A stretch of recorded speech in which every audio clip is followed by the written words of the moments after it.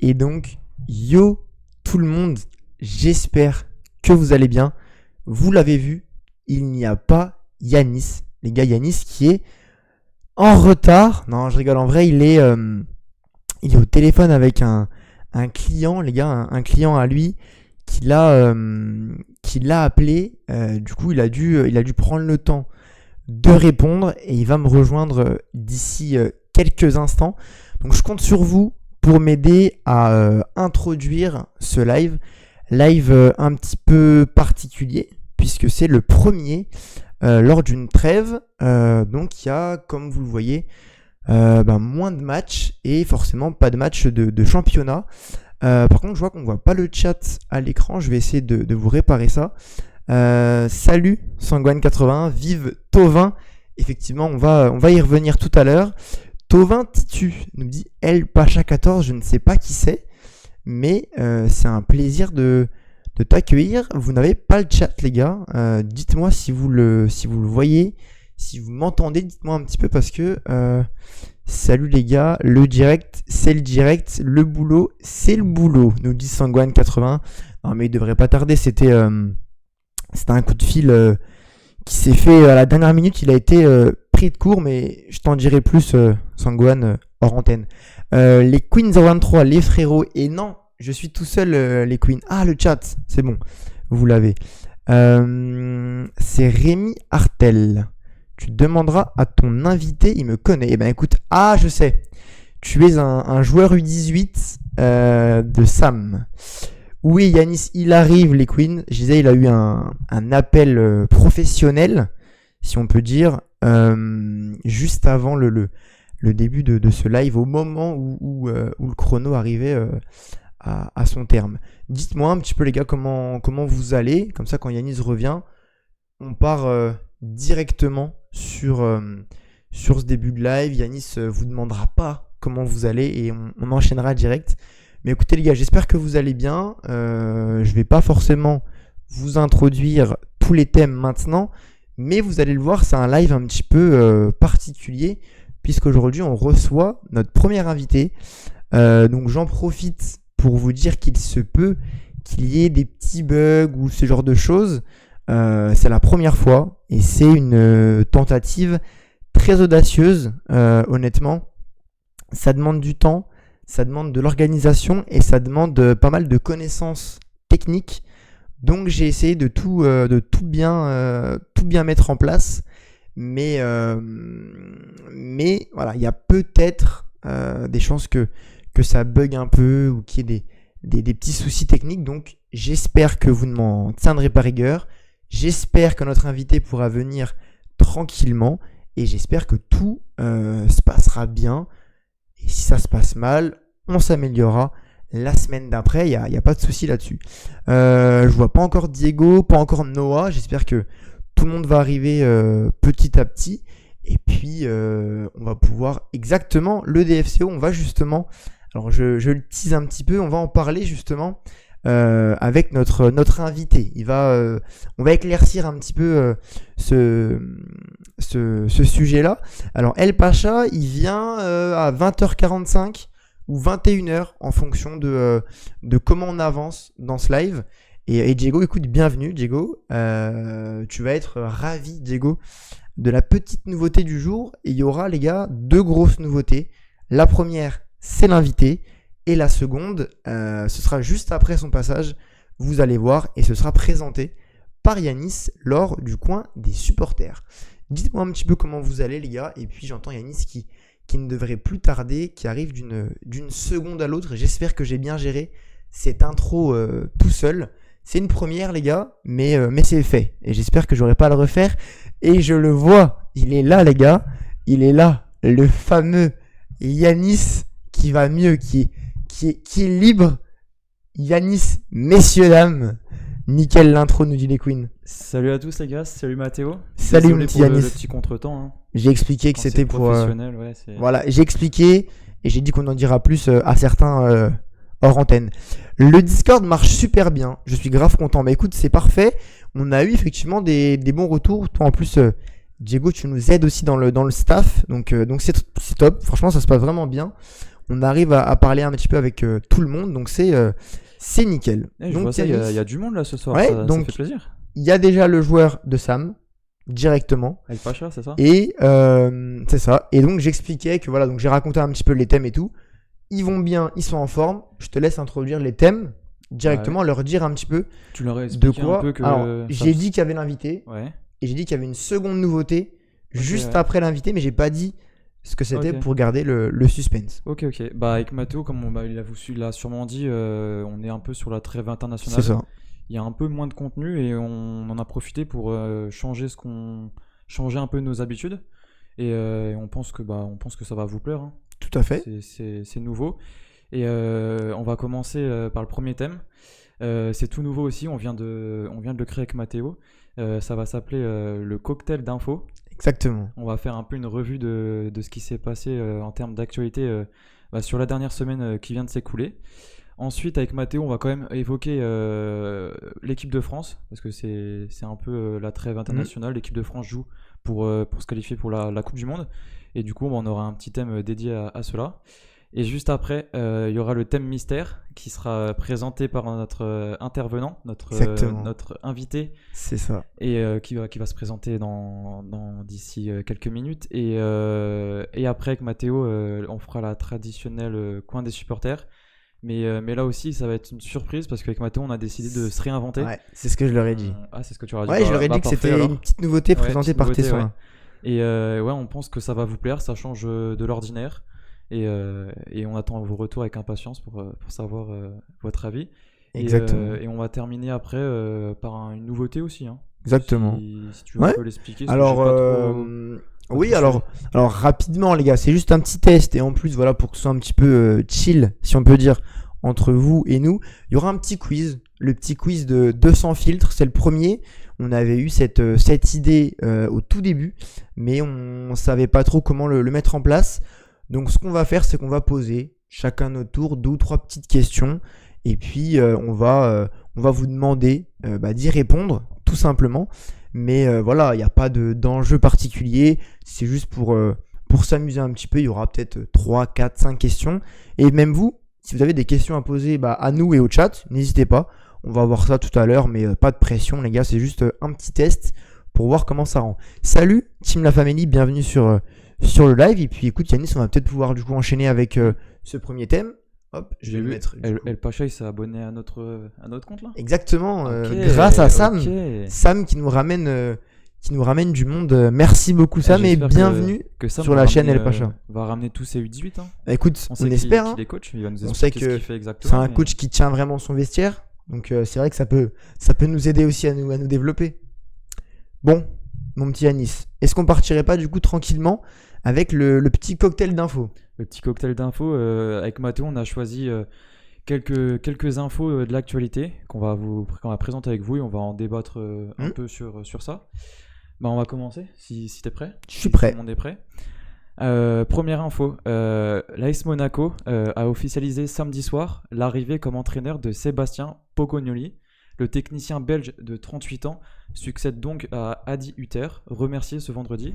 Il arrive en provenance de l'Union Saint-Gilloise en Belgique, avec laquelle il avait été sacré champion la saison dernière pour sa première expérience comme technicien chez les pros. On avait évoqué le cas la semaine dernière de Adi Hutter. Exact. On l'avait évoqué tous les deux en live. On s'était même posé la question de savoir quel serait le premier coach à être remercié par son club. Et l'info est tombée durant la semaine. C'est Monaco qui s'est séparé d'Adi Hutter. Ouais, tout à fait. Je sais pas ce que t'en penses. Un peu surpris, mais pas tellement. Voilà, moi un petit On peu s'y mitigé. ASM bizarre. Effectivement, alors moi, je l'avais dit. Tu te rappelles en live, j'avais dit a priori ça devrait être le coach de Monaco qui devrait partir en premier parce que je faisais confiance à nos confrères de l'équipe. Mais moi, ça me surprend parce qu'il a quand même fait du bon travail avec Monaco. Il y avait eu un recrutement intéressant, on l'avait dit au début de 200 filtres. Et alors le remercier maintenant, est-ce que c'est pas un petit peu tôt? D'un côté oui, et d'un côté non. Quand on connaît les ambitions de Monaco, faut peut-être se ressaisir rapidement, en tout cas pas perdre trop de points. Mais c'est peut-être un petit peu tôt. Les joueurs avaient peut-être encore besoin de se chercher pour bien se trouver, pour recréer un petit peu un collectif avec les nouveaux. Alors, est-ce que ça va servir ou pas à Monaco? On va voir. Mais ça peut ne pas fonctionner et ils peuvent entrer dans une spirale un petit peu négative. Donc, pour moi, c'est un petit risque. Ils prennent un petit risque, ils changent, ils savent ce qu'ils quittent, mais ils savent pas ce qu'ils trouvent. Et c'est toujours un petit peu risqué. Bah, moi, je pense que c'est un peu dans la continuité de la saison dernière. C'est un peu brouillon dans le contenu du jeu. On ne sait pas trop vers quelle idée il se tourne. Mhm. Et je pense que ouais, même si au niveau comptable, pour l'instant, ça suit pour Monaco, je pense que dans le futur, ça aurait été un peu compliqué, surtout un peu avec la gifle qui se sont pris contre Bruges. Ouais, exact. Je pense que ça va faire du bien à Monaco d'avoir du renouveau. Et le coach de l'Union Saint-Gilloise a fait du bon boulot. Après, à voir si ça va fonctionner du côté de Monaco. Mais ouais, c'est à voir. Mais moi, je misais pas forcément sur l'entraîneur monégasque Bien sûr. d'être remercié le premier. Je voyais plutôt, par exemple, le coach de Metz. On sait que c'est très compliqué ce début de saison. J'aurais plus mis une pièce sur le coach de Metz. Ouais. Et puis, donc le nouveau coach de Monaco qui vient de quitter du coup l'Union Saint-Gilloise, hein, c'est bien ça? Ouais, c'est ça. Voilà. Et ça a été un peu mal perçu du côté des C'est ce que j'allais dire supporters, justement. belges. Ouais. Quitter comme ça la saison en cours de route alors c'est que ça. tu sors d'une belle saison. C'était un peu compliqué. Je sais qu'il l'a annoncé, je crois, dans le vestiaire pendant le match amical Ouais. en début de semaine. Mais du coup, ça s'est comment fait un peu rapidement. ça s'est fait? Parce que Monaco a dû payer une somme à. Je crois que c'était 1 million.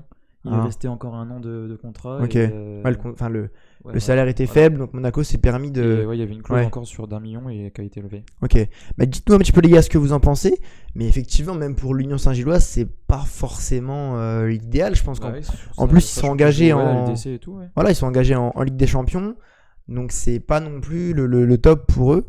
Donc dites-nous un petit peu ce que vous en pensez. Si vous vous y attendiez, si vous pensez que c'est une bonne chose pour Monaco, les gars, dites-nous un petit peu dans le chat, on vous écoute. Mais c'est vrai qu'en tout cas, voilà, c'est pas trop idéal, nous dit les Queens. Comme je le disais, ça comporte un risque. Le proprio veut vendre apparemment, nous dit Sangwan. Petite vanne par rapport à ton absence de ce début de live. Mais en tout cas, voilà, pour moi, Monaco s'expose et prend un risque en changeant de coach dès le début de la saison. Donc à voir. À voir, ouais, ça peut fonctionner sur le long terme, ça peut déboucher sur quelque chose. Voilà. Je sais que du côté du vestiaire, ça suivait pas trop, ça comprenait pas trop les décisions du coach. Mhm. Peut-être que ça s'y a joué aussi, hein. Le vestiaire joue beaucoup sur ce genre de décisions. Pas du tout, nous dit Sangohan. Franchement, je pense que ça peut apporter du renouveau, mais c'est risqué. Oui, voilà, c'est ça, parce que justement, il y a le fait que, alors souvent, les joueurs jouent mieux quand ça change de coach. Ils sont motivés, tout ça, ils découvrent un style de jeu. Mais est-ce que sur le long terme, ça va vraiment payer? C'est ce qu'il faut regarder. On leur souhaite, évidemment, aux Monégasques, surtout pour la Coupe d'Europe, parce qu'on avait dit qu'il fallait que tous les clubs français fassent bonne figure, mais en tout cas, c'est une chose à surveiller. À voir, comme on dit. Tout à fait. Je vais passer à la seconde info qui va rester un peu sur le même club. Alors qu'il était question d'un retour à la compétition de Paul Pogba pour le déplacement à Angers, juste après cette trêve internationale, une douleur à la cuisse droite va retarder sa première apparition avec Monaco. Paul Pogba, comme on le sait, il était dans les délais. Monaco avait prévu un délai de 3 mois à sa signature. Ouais. Il était dans les clous. Et du coup, le retour à la compétition est un peu reporté. Et c'est à se poser des questions si Pogba peut réellement retrouver le niveau qu'il avait, retrouver la compétition. Parce que souvent, quand tu sors d'une longue absence et que tu te reblesses, même si c'est pas forcément tu te reblesses de c'est si pas tôt, bon signe. Hein. tu sais pas si le joueur pourra enchaîner Bien pendant sûr. un petit moment. Mais effectivement, non. Je pense que c'est une petite faute de frappe, je pense. Mais effectivement, on souhaitait voir Paul Pogba au meilleur niveau, on l'avait dit. Ouais, on voulait même le revoir en équipe de France, on était ambitieux, peut-être un petit peu trop. Et effectivement, le voir se blesser comme ça, c'est dommage, parce qu'on voulait le revoir en Ligue 1. Ça aurait été génial pour et le championnat, et le club, et lui. Donc effectivement, ça pose question. Je pense que le club avait fait tout ce qu'il fallait pour que ça se passe bien. Et peut-être que ça met en lumière une fragilité chez Paul Pogba qu'il a déjà eu en étant peut-être un petit peu plus jeune. Et voilà, là on voit qu'au final, il va peut-être jamais vraiment revenir au niveau attendu et espéré. Donc c'est sûr que c'est dommage. C'est ce que nous dit Sangwan. Qu'est-ce qu'il fait depuis des mois? On se pose un peu la question. Est-ce qu'il travaille bien? On avait vu sur les réseaux, on se l'était dit. Après, ouais, ça peut rester juste Voilà. ce qu'on met sur les réseaux. C'est Est-ce ça, que c'est vraiment bien la sûr. réalité? Bien sûr. Mais- Et c'est dommage, j'aurais aimé le voir en Ligue 1. Bien sûr, nous aussi, on l'avait Ouais. dit. C'était intéressant de l'avoir recruté. Monaco avait les armes pour bien le faire jouer. Et effectivement, c'est un petit peu dommage. Prépa physique et entraînement individuel. Et Il a pour, fait un peu de collectif. Pour revenir à ce qu'on disait, j'avais vu une interview il n'y a pas très longtemps d'un joueur, un ancien joueur, je sais plus lequel c'est exactement, Ouais. mais qui disait ça fait déjà 2 ans qu'il est absent, et déjà quand tu es absent Ouais. pendant 8 mois, pour après retrouver du rythme, c'est compliqué parce que souvent tu te reblesses, Ouais, bien sûr. c'est des petits pépins physiques, mais c'est ce qui te gêne Oui, et puis. pour enchaîner, et là tu vois que ça commence déjà là. Est-ce qu'il va reprendre après 2 matchs après, il va se reblesser? Oui, ça hache un peu la saison. Voilà, tu sais et pas bien sûr. s'il va pouvoir enchaîner, tu vois. Oui, c'est pas forcément des blessures graves.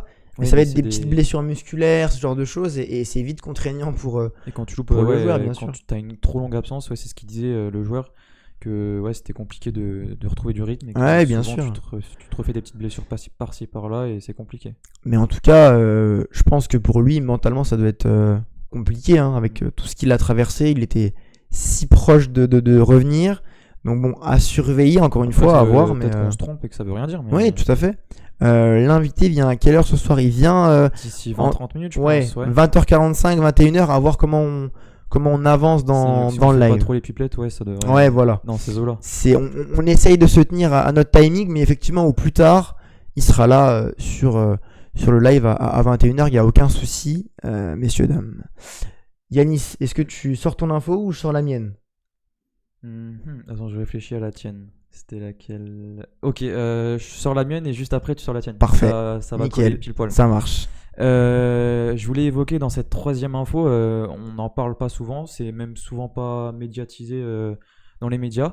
Et pourtant, l'équipe de France U20 s'est imposée hier soir pendant la Coupe du Monde. Ils jouent actuellement la Coupe du Monde U20. Exact. Elle s'est imposée face à la Norvège et elle affrontera le Maroc en demi-finale. Cette équipe a été portée notamment par Simon Boabré. On en a parlé un peu dans les tout premiers lives. Mhm. C'est celui qui joue à Monaco et qui a signé au Neom Bien SC sûr. en Arabie Saoudite. Et la petite stat, c'est que l'équipe de France U20 n'avait pas atteint ce stade de la compétition depuis la génération Paul Pogba. C'est pour dire, Ah ouais. en 2013. Et Ça alors, remonte, c'est l'année. il Ah bah c'est avait- quand on gagne. Et ils l'ont remporté. Avec Thauvin, il y avait encore lui. Il y avait Varane qui était blessé. À l'époque. Ça remonte un peu. Il y avait Areola, il me semble. Ouais, il y avait ces joueurs-là, effectivement. Je Ouais, trouve bien qu'on sûr. n'en parle Ah pas ouais. assez, tu vois, on n'entend pas parler dans les médias et je trouvais ça cool d'en évoquer. Ouais, avec bien vous. sûr. Effectivement, c'est intéressant. En plus, on sait qu'il y avait des joueurs convoqués qui ont été retenus par leur club. Mhm. Je pense à deux Marseille, notamment Bacola et Vaz. Vaz qui joue vraiment, Bacola qui fait des apparitions dans le groupe. Alors bon, l'avoir retenu, bon, c'est peut-être un petit peu dommage, mais effectivement, l'équipe de France U20 qui joue quelque chose dans cette compétition et qui a des ambitions. On a vu une qualification un petit peu poussive après une défaite face aux États-Unis, mais au final, on a réussi à bien se lancer dans le tournoi. C'est le dernier match on est encore là, hein. contre le Japon qui a été très tendu. Il l'emporte sur le fil en toute fin de prolongation. Ils ont joué hier soir. Hier Contre soir, la Norvège, ouais. C'est c'est au Chili, du coup, il y a Ouais, le décalage ouais, horaire. tout à fait. Je crois que c'était vers 4h du matin. Ouais. Mais ouais, c'est bien pour la France, c'est bien pour les jeunes. Comme ça, les jeunes peuvent se montrer au plus haut niveau. Tout à fait. Et puis, mine de rien, ça met aussi en lumière, comme tu dis, les jeunes joueurs, que ce soit français ou même d'autres pays. Ça peut être une bonne vitrine, en tout cas. Et donc, justement, À 1h du matin, ouais. Bien j'en profite. La petite transition, Mm. ça sert également à tester des dispositifs, à tester des nouvelles choses, notamment la fameuse règle du carton vert. Je ne sais pas si certains la connaissent. Il y en a qui vont croire que c'est une blague, une mascarade, mais non, c'est une nouvelle règle. Alors, je vais vous parler un petit peu de ce dispositif, mais je tiens à préciser que ça a été testé l'an passé déjà, lors du mondial U20 féminin, cette fois. Et les retours étaient plus que mitigés, donc je vais vous expliquer un petit peu.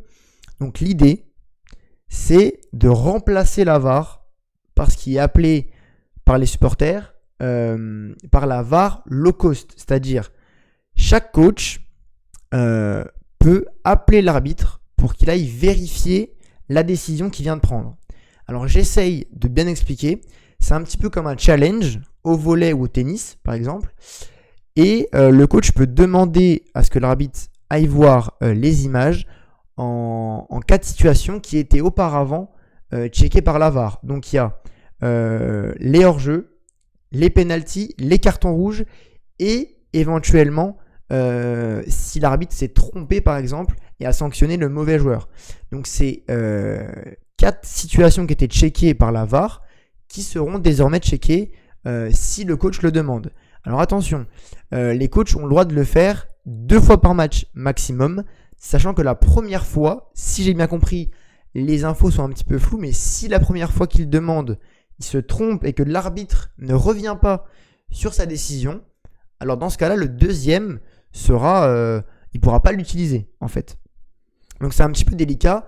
Et il y a eu le cas lors de Maroc-Espagne où un joueur de l'Espagne avait simulé et à la demande du coach marocain, l'arbitre est allé voir les images et en effet enlevé le penalty. Donc le Maroc qui n'a pas concédé de penalty finalement. Donc ça fait débat puisqu'il n'y a que 3 angles de caméra. Je ne sais pas si certains ont vu les images de ce Maroc-Espagne, mais les angles sont encore plus mauvais que ceux de la VAR.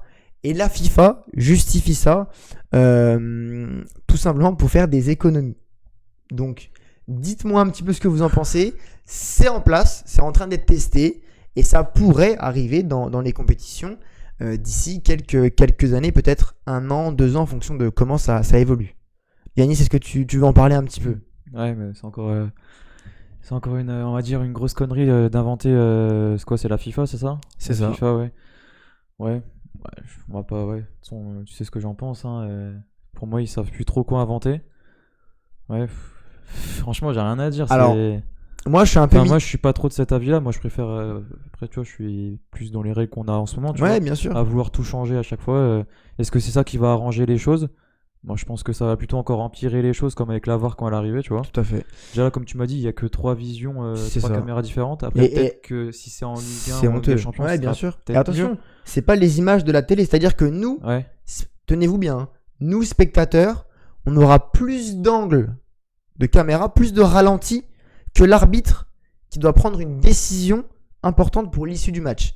Je sais pas si on se rend compte Et de la dinguerie de la règle. Imagine, t'as ça en Ligue 1, supplément Stéphanie Frappard qui habite. Non, qui mais arbitre. Ça serait énorme. non, mais en fait, c'est ce que disait Bruce Granek dans le live avant nous. Il disait qu'en fait, il fallait d'abord former les arbitres, puisqu'en fait, il y a de l'incompétence. Et la VAR, pour moi, la VAR, c'est très bien. Elle est juste mal utilisée. Donc, à cause de l'incompétence des arbitres. Donc, qu'il y ait ce dispositif ou pas, moi, je pense que le problème reste le même. La formation. Il y a de l'incompétence. Les arbitres doivent s'améliorer, doivent être formés. Et après, on pourra discuter d'éventuels outils mis en place. Mais si la raison de tout ça, c'est une question de coût, là, c'est inquiétant. Quand on sait combien rapporte le football aujourd'hui. Tu vois, nous, on critiquait un peu l'arbitrage en France qui était mauvais. Mais là, en vrai, c'est là que tu vois que c'est la FIFA. En fait, ça va être pour tout le monde. Ouais. Alors que tu vois, l'arbitrage, genre en Angleterre, il est pas forcément catastrophique Ouais, comme le bien nôtre. sûr. Hein. C'est que là, tu te dis, ouais, c'est plus en vrai, c'est plus question d'argent que d'autres choses, parce que sinon, ils feraient pas ça. C'est ça. Donc, ça fait débat, ça fait beaucoup de bruit, ça en teste. Moi, très honnêtement, je pense que ça verra pas le jour. Non, parce que j'ai vu les avis, notamment de la sélectionneuse française, donc U20, je voudrais pas dire de bêtises, j'ai pas retenu son nom et j'essaierai pas de m'en rappeler, je vais dire une bêtise sinon. Mais elle était honnêtement, elle était pas forcément satisfaite de ce dispositif et globalement, c'est ce qui revenait chez les coachs de ce mondial U20 féminin. Donc je pense que ce sera pareil cette année. Donc à mon avis, ça verra pas le jour, mais il y a eu ce test et pour moi, il devrait déjà tester d'autres choses. Mais ouais, pour moi, c'est juste un test. Ils vont voir si ça fonctionne ou pas et ça verra pas forcément le jour. C'est ça, tout à fait. Mais voilà, je voulais en parler. Ça me semblait important, mais je vois qu'apparemment tout le monde était un peu au courant. Là, je vois que là, je peux. Donc voilà. Petite transition. Bien sûr, Parce que mon c'est fait exprès. prochaine info, c'est aussi en rapport avec la FIFA. Et c'est une info qui est un peu tombée cette semaine. Mhm. Apparemment, il y aurait des Coupes du Monde en hiver. Les Coupes Ok. du Monde en hiver, la FIFA et Infantino y pensent. On avait déjà entendu parler que l'idée pourrait émerger. Et là, ils en ont rajouté une couche durant l'Assemblée Générale de l'EFC, Club Européen de Football, Ok. qui se tenait jeudi à Rome. Et Infantino a avoué que les prochains mondiaux pourraient se jouer en hiver parce que le président semble préoccupé par certaines fortes chaleurs durant l'été, notamment pour la Coupe du Monde 2034 qui aura lieu en Arabie Saoudite. Ok. Je pense aussi c'est lié aussi avec ce qu'il y avait eu au Qatar, que ça Bien avait sûr. été décalé en hiver. Et apparemment, on verrait de plus en plus des Coupes du Monde se jouer en hiver. Ok. C'est-à-dire que d'habitude, on passait nos Coupes du Monde à les regarder devant un bon petit barbecue. Bien sûr. Maintenant, ça sera devant la raclette. Alors, je suis honnête, j'avais pas l'info, j'avais pas vu du Ouais, tout. bah, j'ai vu ça sortir Et jeudi. moi, mon avis, il va être très clair, c'est que la Coupe du Monde en 2022, c'était chouette. On était en cours, on regardait les matchs en cours, on n'avait pas le droit, c'était génial, c'était top, c'était marrant, il y avait un petit Ah, côté mais ludique, mais c'est pas adapté. T'as pas le... Pour moi, la Coupe du Monde, c'est l'été, et c'est dans des pays liés de près ou de loin au football, donc l'Arabie Saoudite, c'est juste pour le l'argent. là-bas. Qatar, tous ces pays-là, ils n'ont pas à organiser ce genre de compétition, encore plus au vu des conditions climatiques qui règnent l'été. Donc pour moi, la question ne devrait même pas se poser. Et en fait, ça devrait être l'été, point, juin, juillet, Ouais, comme depuis 100 ans. Ça a toujours été comme ça. hein. Et c'est tout. En en 2030, plus, ça fera 100 ans que la Coupe du Monde a été créée. Et ça doit se faire l'été, ça doit se faire Et- comme ça s'est toujours Et le fait. problème qu'avec ça, c'est si on joue en hiver, ça va encore chambouler les championnats, les compétitions Exact. européennes.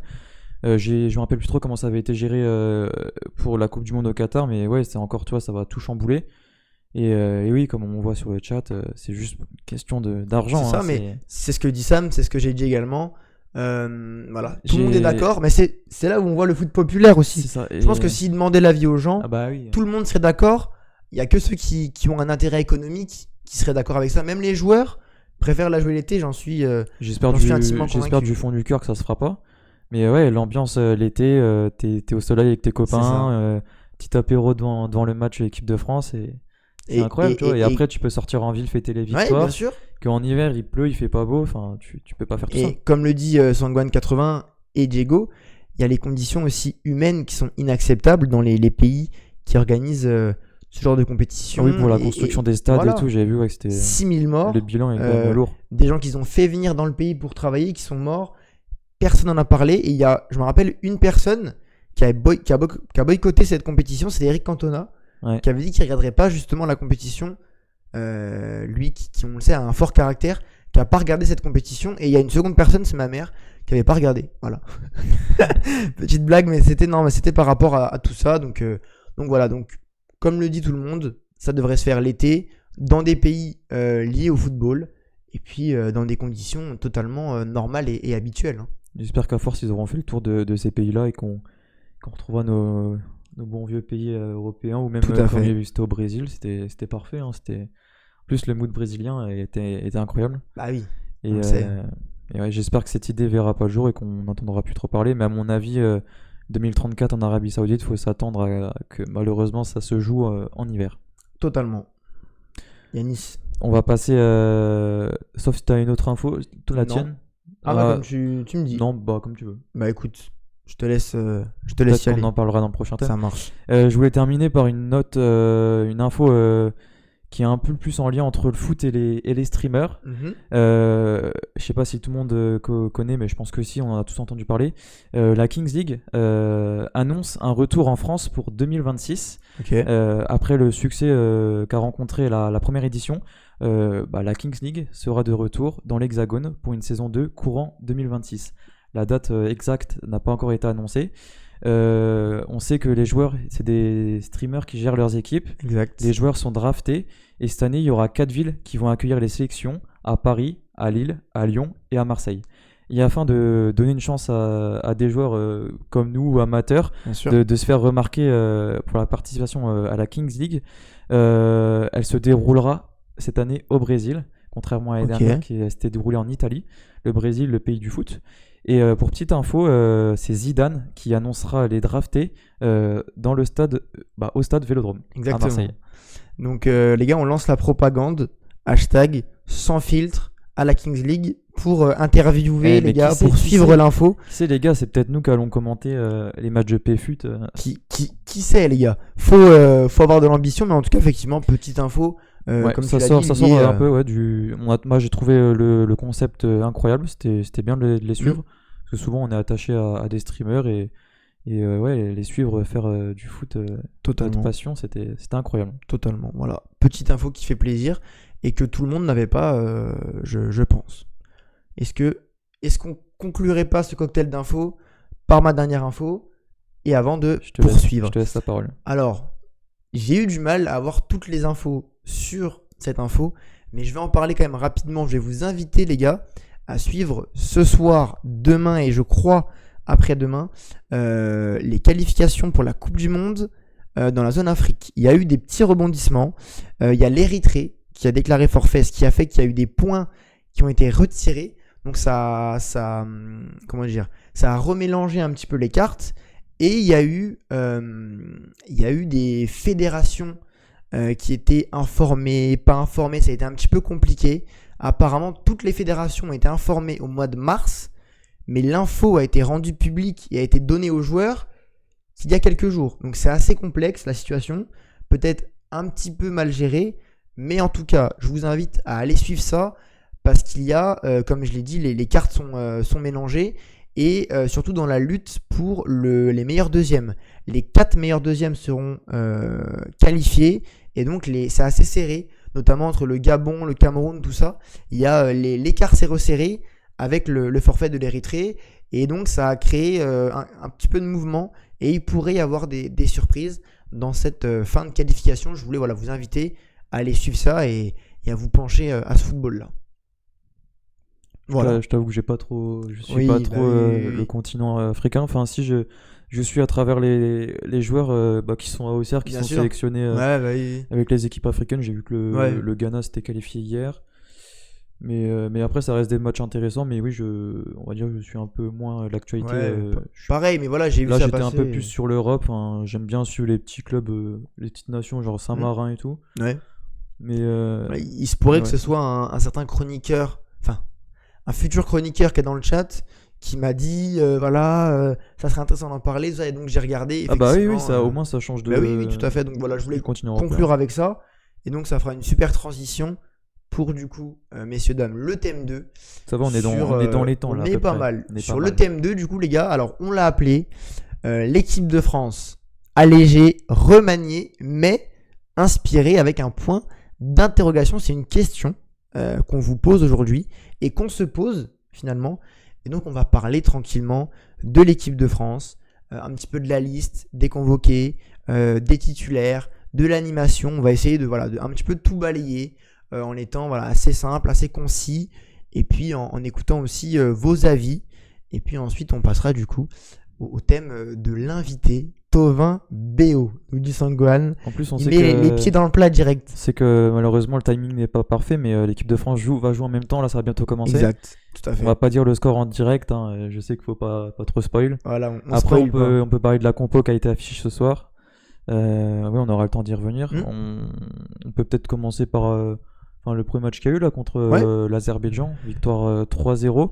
Qui a été quand même un peu poussif à se dessiner, parce que c'est Mbappé qui couvre le score à la 45e. C'est ça.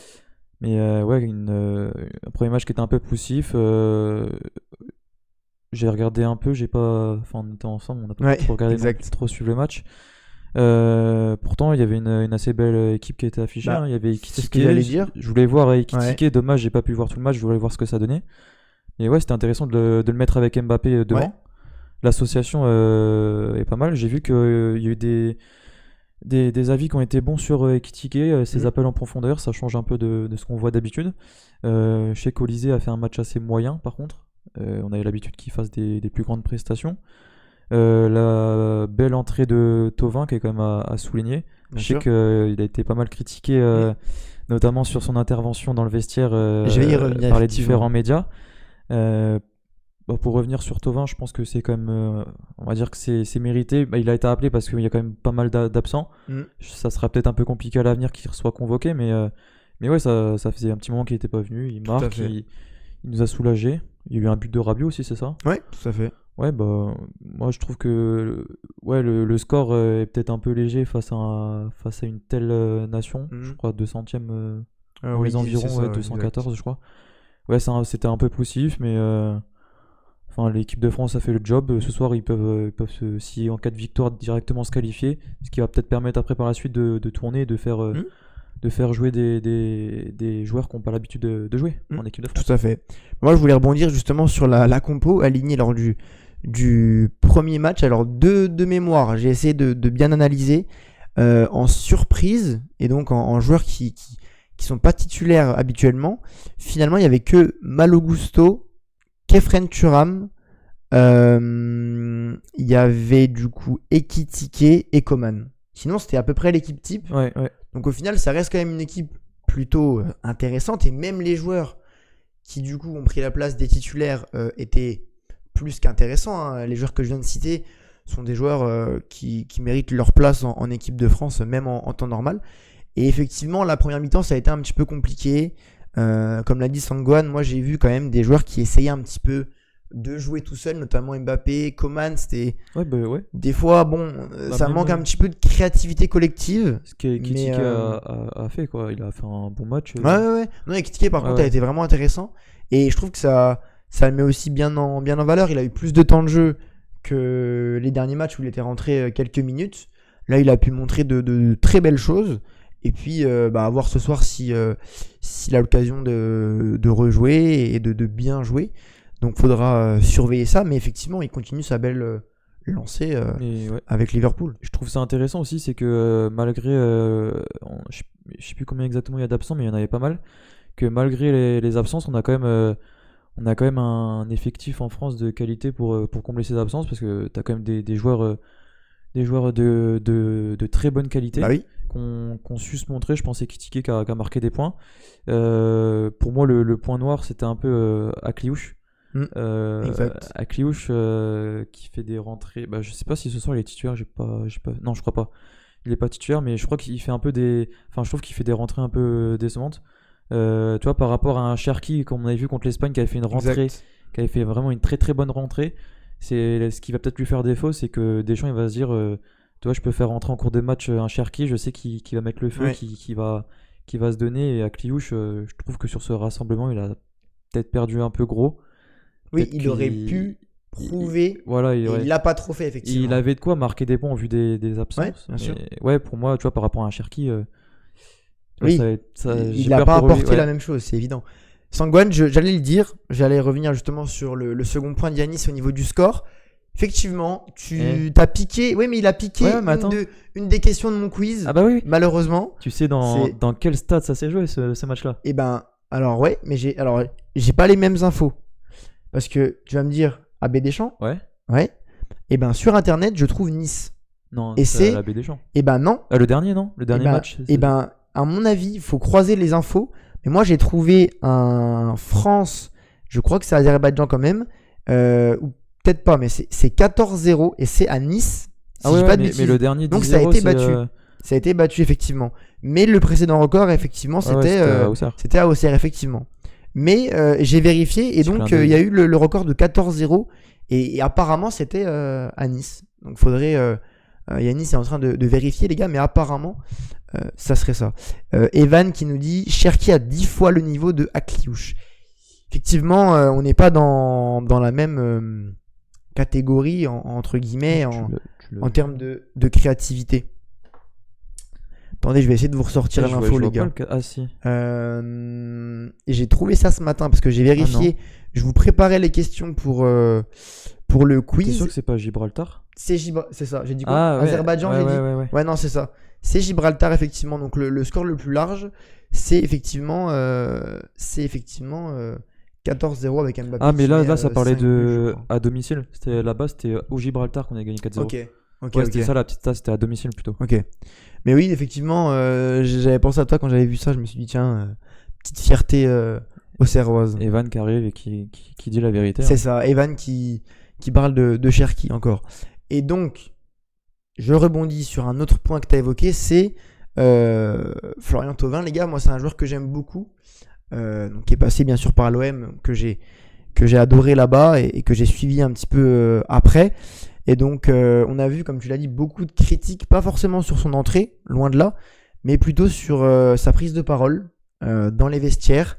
Donc moi, les gars, ce qu'on va faire, j'ai testé un truc, je vous ai préparé un petit sondage. Si ça fonctionne, c'est parfait, mais apparemment, ça devrait l'être, les gars.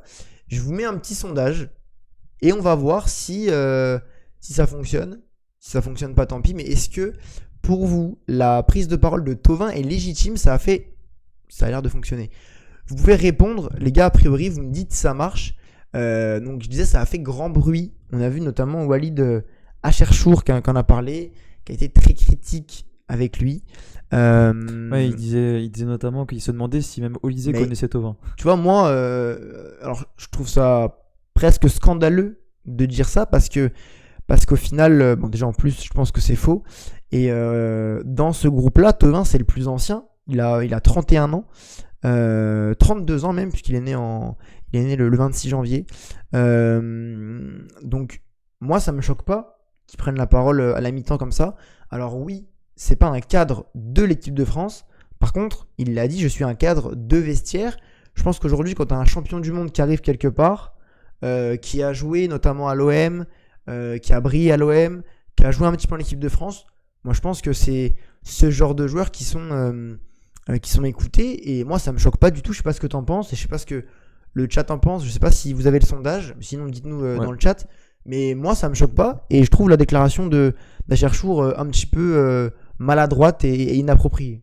Bah, moi, je trouve que ouais, son intervention, elle est bien parce qu'on sait qu'il y a quand même notamment beaucoup de jeunes en équipe de France. De ce point de vue-là, tu vois, c'est important qu'un ancien apporte toute son expérience. Même si je pense d'un côté, il voulait dire que en fait, il y a d'autres joueurs, même s'ils sont plus jeunes, quand même plus d'expérience, tu sais, qui ont déjà gagné avec des champions, etc. Mais moi, je trouve ça intéressant, c'est du point de vue, ouais, qu'il est déjà un peu, on va dire, tout connu, qu'il a l'expérience. Il peut apporter son point de vue sur certaines situations aux jeunes. Il peut que apprendre, que leur apprendre des choses. Et non, je trouve ça même normal. Enfin, quand tu regardes dans tous les vestiaires, les plus anciens prennent toujours la parole que ce soit pour remobiliser les troupes ou pour ouais, les encourager et voilà. Mais moi j'ai trouvé cette intervention normale. J'ai pas compris pourquoi il y a eu tant de haine contre Thauvin. Mais tu vois, même à la Coupe du Monde 2018 ou 2022, Mandanda il parlait aussi. Pourtant il jouait pas. Donc les gens ils auraient pu dire ouais il est pas légitime, l'OM il joue pas au Real, il a pas de Ligue des Champions, ok. Mais derrière t'as l'âge, l'expérience, tu connais un petit peu le match, savoir s'il t'échappe ou pas. Tu vois toutes ces choses là qu'un jeune joueur même très bon ne voit pas forcément. Ah là là, c'est un peu ce genre de message. Acharchour cherche à faire réagir aussi. Jamais de demi-mesure. C'est vrai qu'il cherche un petit peu parfois la polémique, presque. Et puis, qu'est-ce que j'ai vu aussi d'intéressant? Effectivement, Sangwan qui dit Thauvin fait ce qu'il veut. Il faut voir s'il est respecté. Ouais, j'ai vu. Mais a priori, il était écouté dans le vestiaire. Hein. JDB, il gagne bien sa vie maintenant. Hein. JDB qui veut nous faire des dons. Ça arrive, JDB. On en avait parlé et ça arrive petit à petit. Donc, les gars. Après, JDB est en dette envers beaucoup de personnes. Du coup, ça va être compliqué pour dettes, mon IBAN dans le Discord, nous dit Sam. Pour conclure avec ce petit thème, Yanis, écoute, dis-nous un petit peu ce que tu as pensé du jeu et ce que tu penses qui va se passer par la suite là, avec les différents matchs qui arrivent et puis après la Coupe du Monde. C'est-à-dire, attends. Dans le jeu, l'animation, est-ce que ça t'a convaincu en équipe de Est-ce France, que tu penses qu'avec les joueurs titulaires, on va réussir à mieux jouer? Tout ça, dis-nous un petit peu. Et éventuellement, quels joueurs surprises qui ont été appelés là, tu penses revoir dans le futur? Ouais, mais le problème, c'est que tu vois, ces matchs-là, tu peux pas, même si t'as tous tes titulaires, tu peux pas vraiment te tester.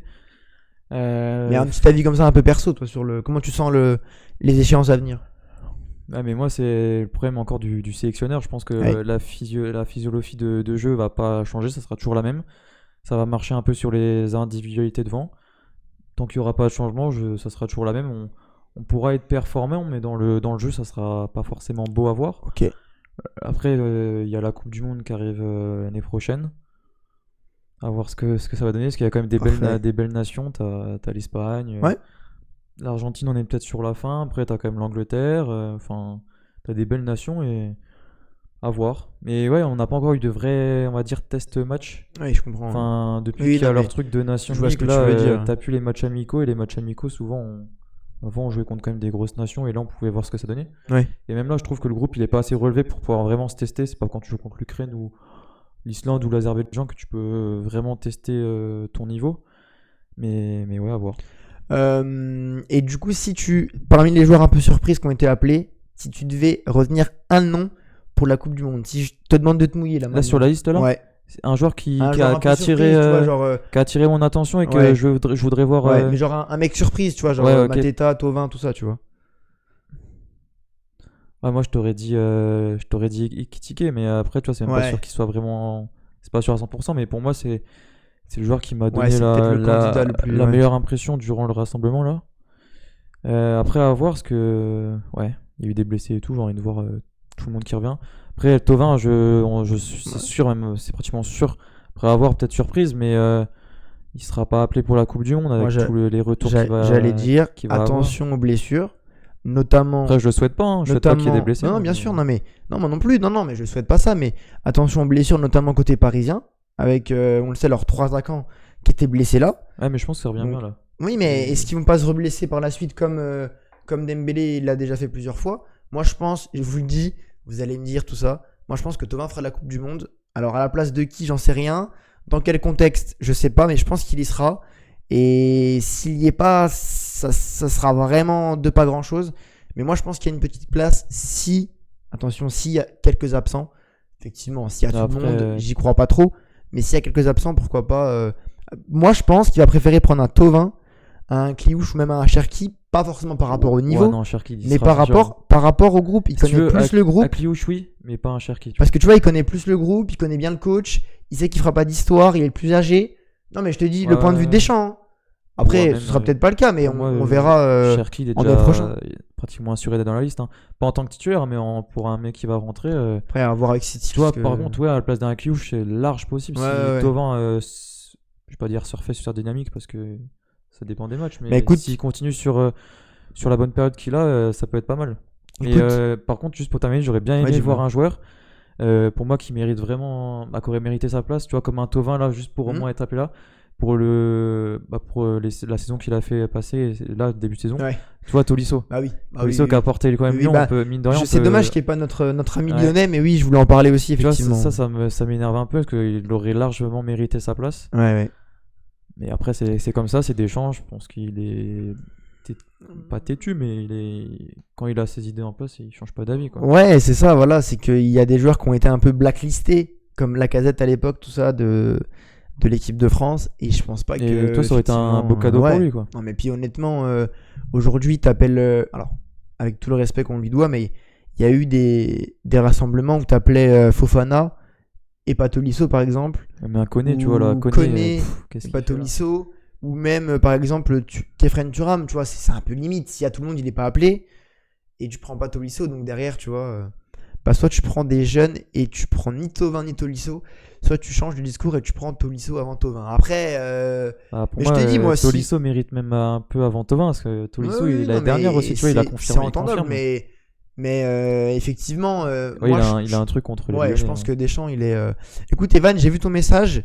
Yanis, est-ce que tu es d'accord pour que si Nkunku marque ce soir, c'est Evan, notre invité lundi prochain? Je le suis. Ça... Je suis joueur. Il a dit ma Vas-y. maison sur Par Nkunku contre, buteur. Tu spoil pas Evan dans le chat, hein, Non, parce non, que nous dis pas. y en a qui veulent pas être Mais si spoil. Nkunku marque, il n'y a pas de tirage au sort et lundi prochain, c'est toi qui viens. Petit jeu comme ça, on se prête au jeu. Et puis voilà, pas le même poste. Nous dit, oui, c'est vrai. Mais après, Thauvin a joué au milieu de terrain, a joué 10, il joue bien axial aussi à Lens. À voir Tolisso, il peut la jouer tous les... démocratie, nous dit JDB. Tolisso, il peut jouer tous les postes en vrai, hein. Il a joué 9, il a Mais- joué... Tu vois, il est... Bon, On va peut-être passer... Yanis, je te laisse occuper le chat de la manière que tu Ah veux. ouais, Et c'est moi, compliqué, là. non mais ils vont interagir. En fait, les gars, aidez Yanis. Non, les gars, discutez un petit peu. posez des questions. Et moi, je prépare l'arrivée de l'invité pour pas qu'il y ait de bugs et pour que tout se passe bien, les gars. C'est parti. On va faire ça chill, hein. Posez vos questions et comme ça, on va débattre tous ensemble. L'invité, ils sont au courant ou pas? Ouais. Ah, c'est la surprise, non? Non, bah si, ceux qui sont dans le Discord, ils savent. Ah bah du coup, ils savent. Si, si, ouais. Ouais. Ok, bah c'est plus une surprise. Là, il est en train de stresser. Je pense qu'il est aussi stressé que le Gina Diego. Je sais pas ce que vous en pensez. Bah tiens, je dis ça en parle. C'est un truc de ouf. Mais ouais, les gars, si vous avez des questions sur n'importe... Ouais, vas-y. Sur n'importe quel sujet d'actualité, n'hésitez pas. Ouais, les gars, les pieds, ils sont juste là. Je te laisse les mettre, mon petit Yanis. Les gars, on s'équipe. Vous allez voir, c'est de la préparation. Et normalement, tout devrait... Voilà, Yanis, les gars, dans son sérieux le plus complet.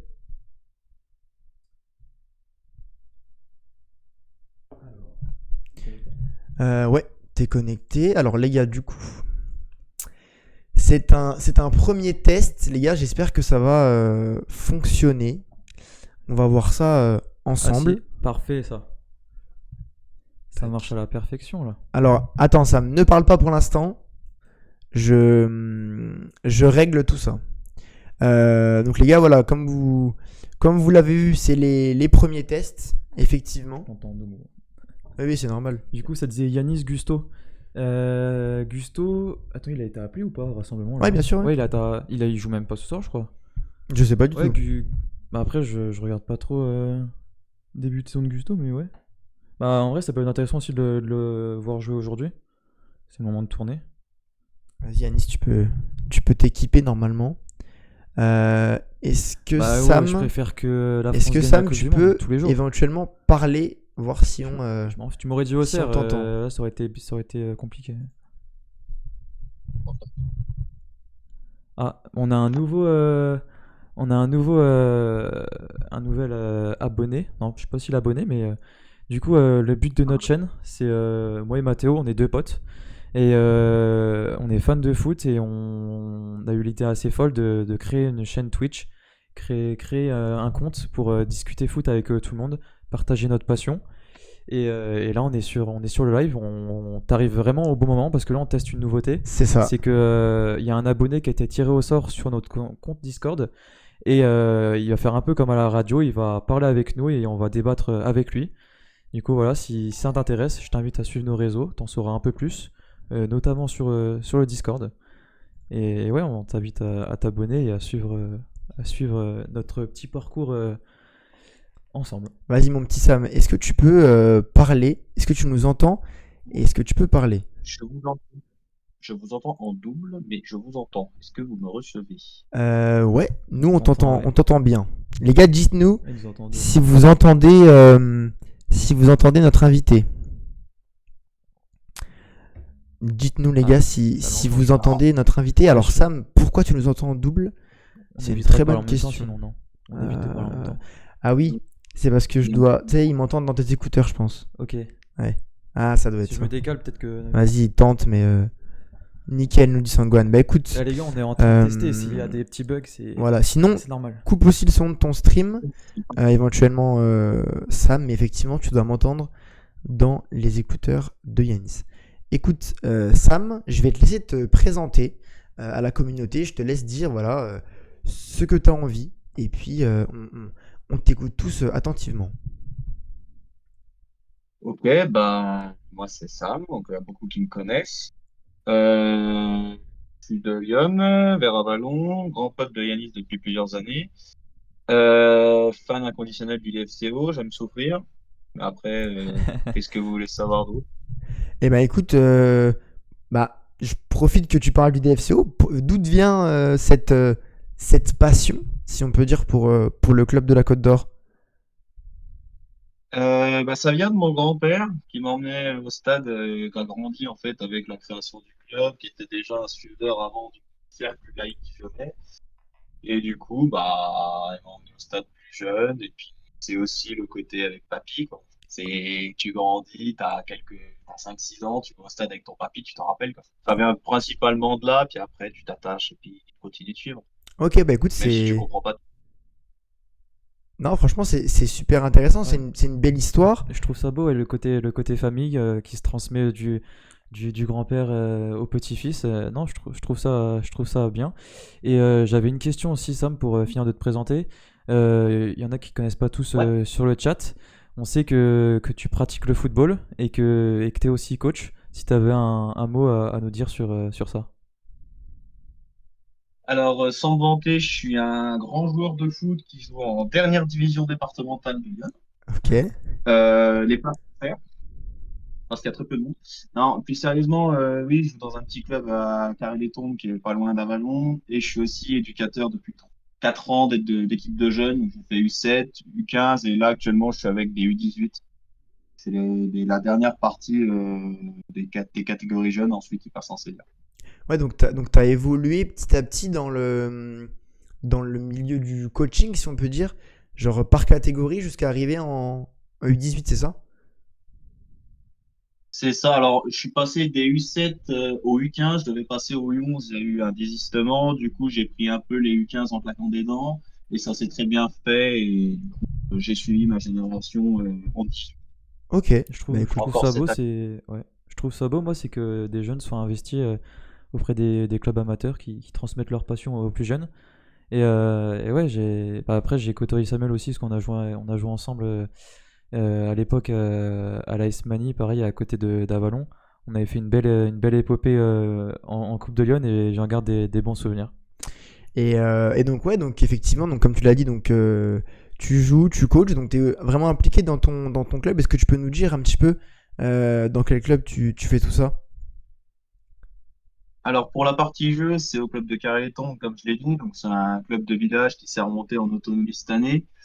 Pour le côté coaching, vu qu'on est dans une région où il y a énormément de joueurs, on est obligé de pratiquer en entente. Donc, on est toute l'entente, en gros, sud du département, avec le club de Mani, donc notre ancien club avec Yanis, où à deux équipes en U15 et U18, on arrive à avoir un effectif d'une vingtaine de joueurs sur les deux équipes, donc ce qui est quand même bien, surtout au vu des équipes qu'il y a dans le coin. Il y a donc un gros pôle de joueurs. Et autour, tous les clubs jeunes sont en difficulté et aucun club n'est en autonomie.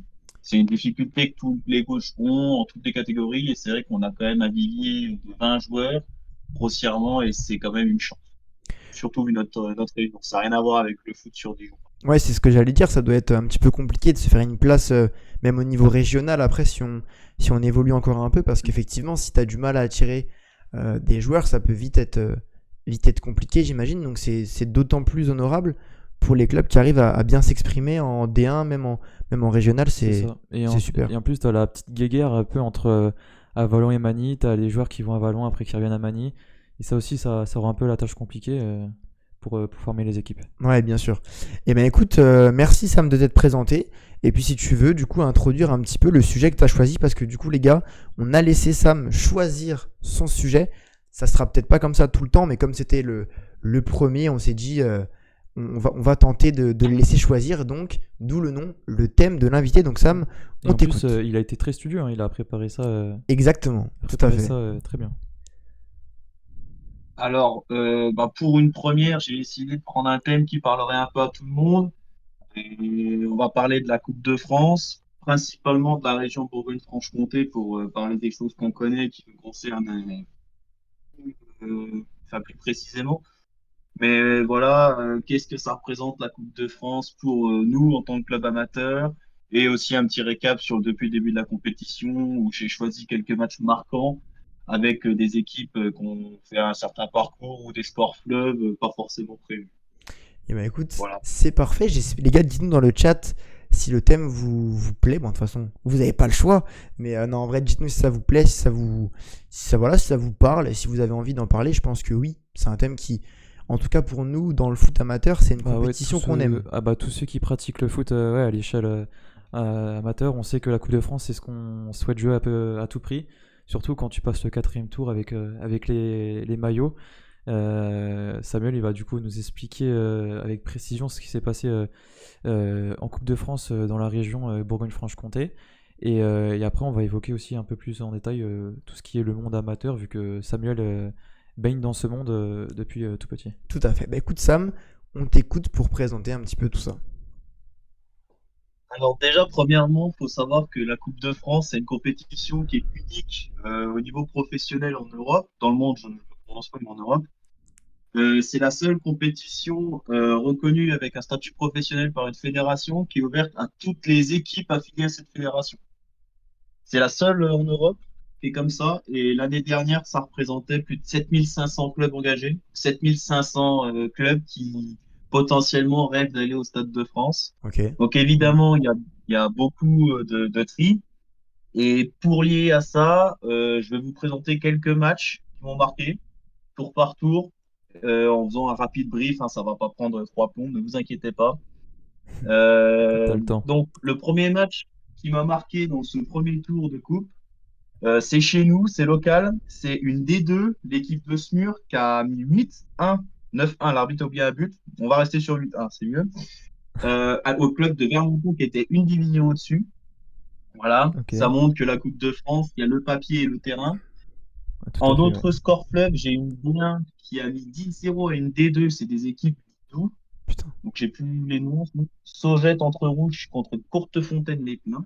Ça Ok. fait des noms sympas aussi. Ouais, c'est au fin fond de la Exact. campagne. Euh, le deuxième club, c'est vraiment perdu. Ils ont 2 équipes Ah dans oui. tout le club. Putain. Et on va voir tout à l'heure des clubs j'ai déjà trouvé un club qui a 42 équipes, enfin qui a 42 engagements. Donc c'est Ouah. monstrueux Ouais, bien en sûr. club du département. Pour passer au second tour, des surprises pour ceux qui sont dans l'agglomération dijonnaise et un peu plus loin dans la Côte d'Or. Tir en R3 qui sort Vesoul R1 qui joue régulièrement la montée en fédéral, Mais donc en mec, c'est National 3. c'est mon club, Sam. C'est vrai, Vesoul? Ouais. Non, non, pas Vesoul. Si. Tir. Ouais. Ouais, ouais, Ah, t'es bah, trop alors, content. j'ai pas fait la Coupe de France, j'étais blessé. Blessure au genou, malheureusement. Croiser les Non, croisés. c'est pas vrai, j'étais pas. Non, non, je joue pas avec là, mais effectivement, ouais, c'est mon club. Et ouais, c'était.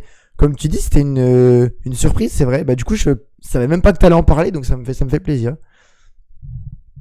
Bah, connaissant un peu les parcours sportifs de Vesoul et la montée de Tir sur les dernières années, vous avez gagné le championnat, je crois, et fait finale de coupe l'année dernière ou il y a 2 ans, je sais. Ouais. Des expériences. Là, c'est R3 R1, mais on va voir plus tard qu'il y a des surprises de plus bas niveau qui doivent être encore plus belles à vivre. Tout On à a fait. Beaune qui a sorti Saint-Apolline, qui était un grand choc Mm. du deuxième tour. Garchizy, Vosel, qui était le choc à l'échelle régionale, où ça s'est fini au tir au but. Donc, ça fait sortir des gros très tôt, qui Ouais, n'auront pas bah, les maillots, et ça laisse la place à d'autres équipes plus petites, entre guillemets. ça c'est bien C'est aussi. aussi le Belle charme de la histoire. coupe. On Ouais. ne sorte pas directement. Ensuite, on va parler du club de Plombières très rapidement, donc, qui a passé quelques tours, qui a sorti 2 Régionales 2, donc Marsanne et la Côte, et Champagnol en Franche-Comté, donc petit parcours sympathique. Ils se seront arrêtés au tour d'après, mais 2 Régionales 2 sorties, ça fait un beau tableau de chasse. Ouais, c'est vrai. Ensuite, dans la même vague, on a Melsey Mercurel, qui a sorti une R2 4-0 à l'extérieur, rendez-vous compte. C'est une très très grosse performance. Et ensuite, qui a sorti une National 3 au tir au but. Putain. Ouais, ça Je Ouais. c'est pense que incroyable ça. les joueurs de Melsey Mercurel vont retenir cette année. Ouais, c'est clair, c'est Ensuite, on accède. C'est des expériences qui doivent être sympas. c'est sûr. Ensuite, Macon, c'est une R3 qui sort Louan Cluiseau, club historique de la région pour ceux qui suivent. Et Qui sont en en- difficulté, je crois, ces dernières années avec Guignon. et il y avait beaucoup, on va pas rentrer dans les détails, mais Ouais. beaucoup de mercenaires l'année dernière. C'est en R1 et c'est compliqué en R1. C'est un club, c'est triste. C'est comme Guignon, pour parler rapidement, c'est des clubs historiques de la région, pas au point de la Ouais, ouais. Chia et de Sochaux Ouais, mais dans qui ont le quand même fait passé. les Mais grandes heures en France quand même. oui, c'est ça, c'est des clubs, bah, Guignon qui a gagné une Coupe de Ligue en étant en Mm. division. C'est un peu triste de voir que les deux sont descendus l'année dernière en même temps. Ça fait un peu mal pour représenter le foot de notre région. Ça va qu'il y a la GIA qui est quand même en Ligue 1 qui fait le boulot parce que derrière, c'est compliqué. Ouais, c'est ça. Voilà. Ensuite, un gros match. Il y a eu bah, un gros score. Pas de détails particuliers sur le match, mais une victoire 10-2 de Mâcon à Sornay en R2. Là, le charme de la coupe n'a pas opéré. Au troisième tour, une D3 recevait une N3. Très belle expérience à vivre. 10-0. Bon. Pour la D3, c'est ça? Euh, non, et pour la National 3, La malheureusement, logique est mais des respectée, fois, on va c'est le dire. jeu. Ouais, bah oui, de toute façon. Bon, bah, Monceau, qui est une équipe à suivre en ce début de saison en championnat, qui tourne très bien et en Coupe de France, qui marche sur tout le monde. Monceau qui a sorti à Vallon Ouais. 5-0, même si à Vallon, Mm. c'est pas Ouah. l'année dernière. Monceau est très très très fort cette année. Il n'y a qu'une division d'écart entre les deux équipes, R1 R2. Et Monceau, ils sont en R1, c'est ça? Ensuite, Monceau est en R1, ouais. Ouais. Ouais, ils étaient en N3 les dernières et je sais Et qu'Avalon les avait sortis. c'est ça.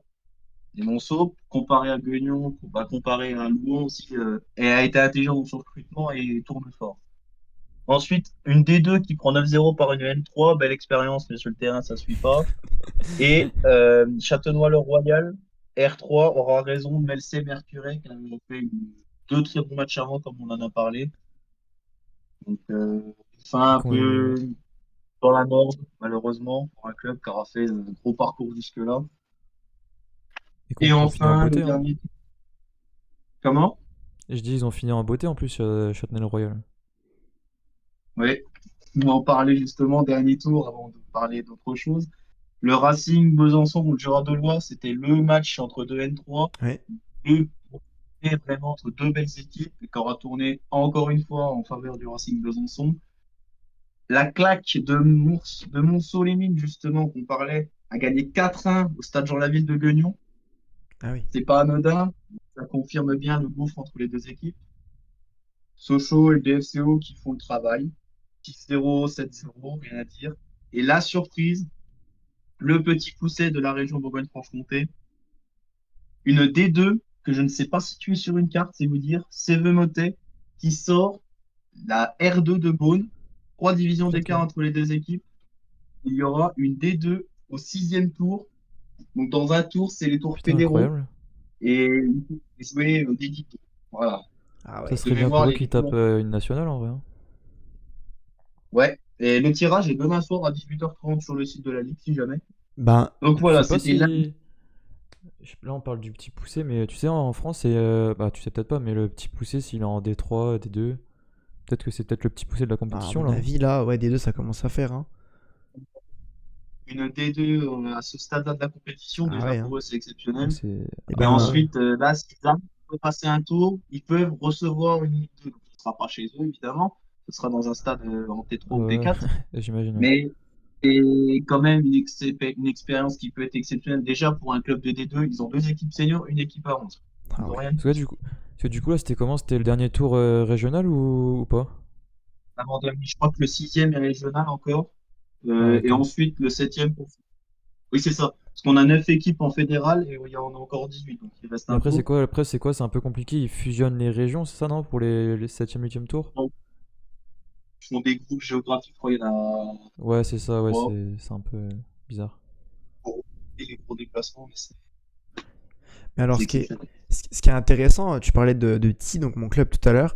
Je sais que dans l'équipe première, il y a beaucoup d'anciens de. Enfin, il y a quelques joueurs qui ont évolué en N2 et quelques-uns en N3. Donc, il y a vraiment une grosse équipe qui a été éliminée du coup par Beaune. Et alors, savoir qu'une D2 a éliminé Beaune, est-ce que c'est. Bon, je pense que tu n'auras pas l'info, mais je me demande si c'est une D2 avec des anciens très bons joueurs ou est-ce que c'est vraiment une D2 surprise qui sort un peu de nulle part et qui élimine un club de Beaune sérieux et à ma connaissance qui travaille bien depuis quelques années, qui est redescendu de R1 de mémoire l'année dernière.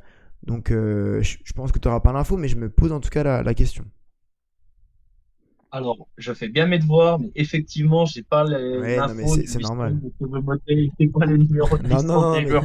non, non, mais t'inquiète pas, c'était pas. Non, mais je te la posais pas, mais je trouverais ça intéressant de le savoir. Peut-être que s'il y en a qui voient des infos passer, n'hésitez pas, les gars, à nous envoyer ça. Mais en tout cas, mais voilà, comme le dit Sangwan, des anciens qui jouaient en U19 NAS se retrouvent en district. Il y avait les PTT, enfin la SPTT, qu'on créé une équipe C il y a 2 saisons. Il y a des jeunes qui sortaient de U19 NAS qui se retrouvaient à jouer en D4 et qui mettaient des 10-15-0 à tout le monde et ils ont enchaîné les montées et ils sont montés de la D4 à la D3 puis de la D3 à la D2 en 2 saisons. Donc effectivement, des fois, il y a des petites surprises aussi pour ces raisons-là.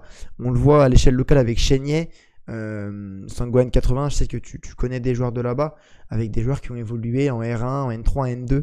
Donc forcément, ça apporte de la qualité et ça facilite ce genre de surprise. Mais en tout cas, c'est sûr que ça reste extraordinaire pour n'importe quel joueur d'éliminer une équipe meilleure et pourquoi pourquoi pas d'espérer jouer contre une équipe professionnelle. Moi, je voulais un peu surfer un peu sur la Coupe de France et les exploits.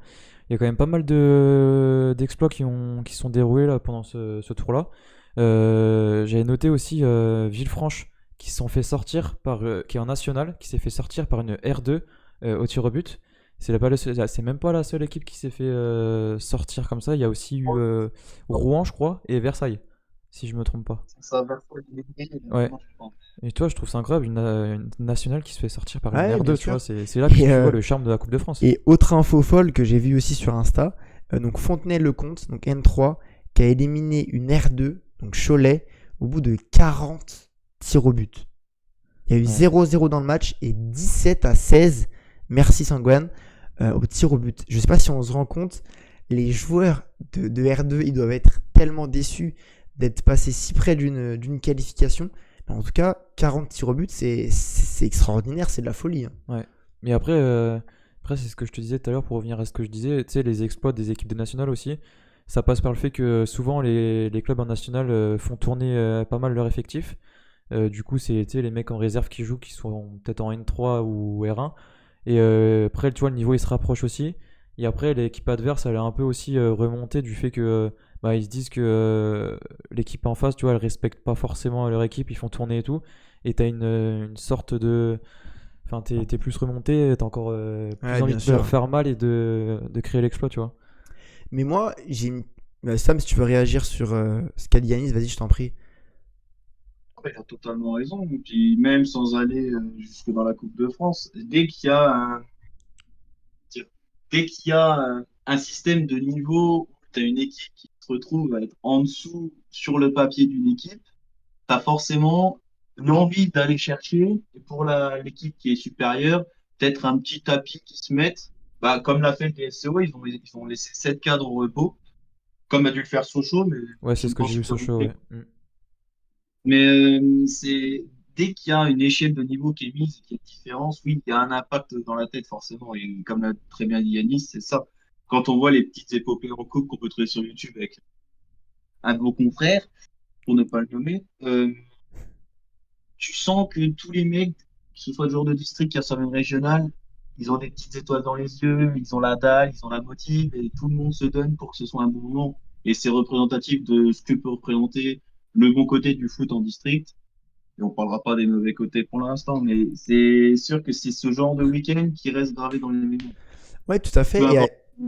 Ouais, non, mais t'as totalement raison. Et juste, les gars, j'ai une question dans le chat, et même Sam et Yanis. Si vous étiez du coup une des deux, donc là, vous êtes aux portes de ce 6e tour, est-ce que vous préfériez jouer contre une équipe professionnelle, donc une nationale, ou jouer contre un club moins bon et avoir plus de chances de vous qualifier? Moi, je me suis toujours posé la question. Ouais. Et je voulais avoir vos avis dans le chat, Sam, Yanis, si vous avez un avis sur la question. Bah moi, mon avis, moi je préfère direct jouer l'équipe professionnelle, hein. J'ai pas envie de prendre même si ça donne forcément envie de jouer une équipe un peu moins bonne et de passer plusieurs tours et après tu peux espérer encore plus haut. Mais imagine, je sais pas, tu peux jouer, je sais pas, tu peux jouer Marseille.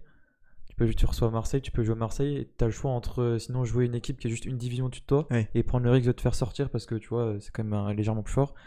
Alors moi, je choisis directement de jouer Marseille, tu vois. Ouais, je comprends. Passer les tours, en vrai, au niveau où on est, si on est en D2, ça va pas arriver de sitôt. Du coup, Ouais, ouais, bien sûr. souvent, ça arrive qu'une fois dans ta vie et toi, je préfère en profiter. Et toi, Sam, qu'est-ce que t'en penses? D'accord avec lui, rien que sur ce côté-là, mais sur un truc un peu plus pragmatique, c'est qu'aujourd'hui, tu es un club de D2. Par Tout se miracle, qualifier, tu ouais. tombes sur un club de Ligue 2. Déjà, ton exposition médiatique va exploser, tes joueurs vont prendre de la plus-value, et surtout, c'est là Bah, que pour le club, hein. c'est le truc Surtout le vraiment club, hein. pragmatique qui arrive, c'est que financièrement, il n'y a C'est pas ça, ouais. photo. Ah bah oui, Financièrement, clairement. vu les comptes, même à bas niveau, aujourd'hui, tout le monde a besoin de thunes, tout le monde est dans la merde. Et ben, ramener un gros club, ça te fait forcément gagner des sous. En plus, pour ça, oui, forcément, puis quand t'es joueur, tu peux jouer des mecs qui ont vu des terrains que tu verras jamais, donc forcément, ça enrichit, même si tu prends une fessée, ça, c'est enrichissant. Ok, Ouais. bah écoute, moi je Après, tu vois, suis. après, par contre, je changerais d'avis. C'est si, par exemple, je suis en N3 ou en N2. Là, par contre, oui, j'hésite Ouais. pas. Quitte à jouer une équipe du même niveau, je le fais et après, j'essaie de jouer plus haut, tu vois. Ouais, ouais, je suis d'accord, mais effectivement, quand t'es régional, départemental, ça fait. Et avant tout, c'est tu penses à ton extraordinaire. club, tout ce que ça peut apporter de bénéfique pour le club, tu le prends, hein. Et maintenant, petite question bonus, Yanis. Tu joues la Coupe de France contre Auxerre. Tu marques, est-ce que tu célèbres ou pas? Est-ce que par respect et pour te faire remarquer par Pélissier, tu célèbres pas? C'est ce que je fais. Je pense, je cache un maillot d'Auxerre sur Là, le tu côté sors le. et je prends le maillot d'Auxerre et je pointe le logo, tu vois, comme ça. Ok. Moi, si c'était l'OM, Ah, j'aurais pas. Moi, j'enlève pas le je maillot, tu vois. célèbre pas. Et Si, tu après, célèbres, mais à pour l'interview ton d'après club, tu vois. match, je dis que voilà, contre mon club de cœur, etc., je peux pas célébrer comme ça. C'est pour Après, ça Mehdi que- Benassia, il m'appelle et. c'est pour ça que j'ai pris le maillot d'Auxerre et tu vois, je pointe le logo, tu vois. Ah, je Je, comprends, je je comprends. kiffe mon but que j'ai marqué, en même temps, je le. Mais je me suis toujours demandé, quand j'étais un petit peu plus jeune, bon, maintenant, je pense que ça n'arrivera pas. Donc, la question ne se pose plus, mais peut-être qu'on commentera un jour un tel match et Tiens, on aura l'occasion de voir ça. J'avais une question pour Samuel, parce que tu vois, on voit que le temps il passe un peu. Pour switcher un peu, du coup, je sais que ton club carré, je crois que vous avez été éliminé malheureusement au premier tour. Vous n'avez pas pu aller Ouais. bien loin. Je voulais que Non. tu évoques avec nous ce premier tour, même ça a été court la Coupe de France, et en même temps, si tu peux nous expliquer rapidement le fonctionnement d'un club en départemental 3. Alors, pour la Coupe de France, moi, j'ai vécu enfin, trois en vrai, mais on va dire que sur deux expériences complètement différentes. La première avec Vito en D3, on joue une D1, où là, le match a clairement été abordé comme un match de prépa supplémentaire. Il n'y avait pas d'objectif de performer particulièrement, on n'était pas prêt. J'en ai fait une avec la R2 de Mani, où c'était une obligation de passer, donc il n'y avait pas de magie de coupe ou quoi, c'était fallait passer, on jouait une D2. Et cette année, c'était un peu entre deux où tu relances le club, enfin l'équipe senior première du club, il n'y en a qu'une. Tu as envie forcément de passer un tour, c'était l'objectif. On a fait un mauvais match, on peut s'en prendre qu'à nous-mêmes. Donc il y avait de la déception, mais il n'y avait pas le on joue la Coupe de France. C'était Ok. pas l'objectif premier. Motivation, c'est quelque chose qui te tire pendant la prépa. On était à l'affût du tirage forcément. Mais on n'a pas été bon, on peut s'en prendre qu'à nous-mêmes. Puis l'équipe en face, niveau football, n'était pas la meilleure du monde, mais par contre, tu avais 11 bonhommes qui avaient envie qu'on joue crâne dans leur chance et ça leur a payé. Ouais. C'est tout à leur honneur. Ok. Bah écoute, merci du coup pour ça. Et puis du coup, que pour ton club, du coup, là où tu joues, du coup, ça se restructure tranquillement, c'est ça, en senior, c'est ce que tu disais? Alors, c'est un club départemental 3. Je vais grossir les traits, mais globalement, il y a une demi-douzaine de bénévoles vraiment assidus. Coach 11, coach 13, coach 15, coach 18, qui sont accessoirement les mecs qui tracent les terrains, les mecs qui sont tout le temps là, qui peuvent faire les entraînements, le club tient globalement sur 5-6 personnes qui mettent énormément d'investissement pour que le club continue de marcher.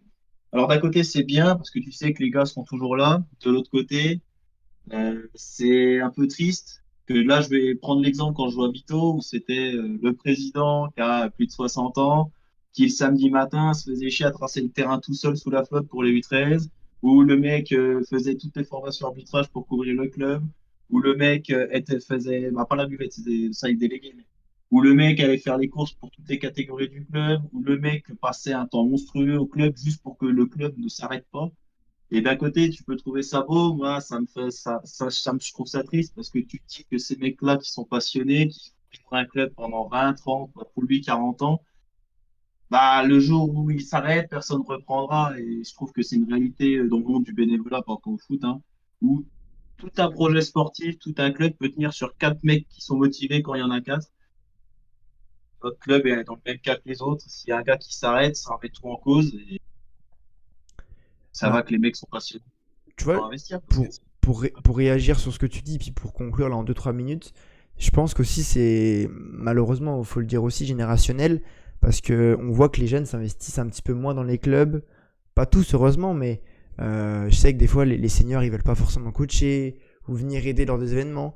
Comme tu dis, je vois pas beaucoup de joueurs seniors de mon club venir et puis tracer les terrains, etc. Sauf si ils sont salariés du club ou vraiment coach. Mais je pense qu'il y a un petit peu moins de bénévoles qu'à une époque.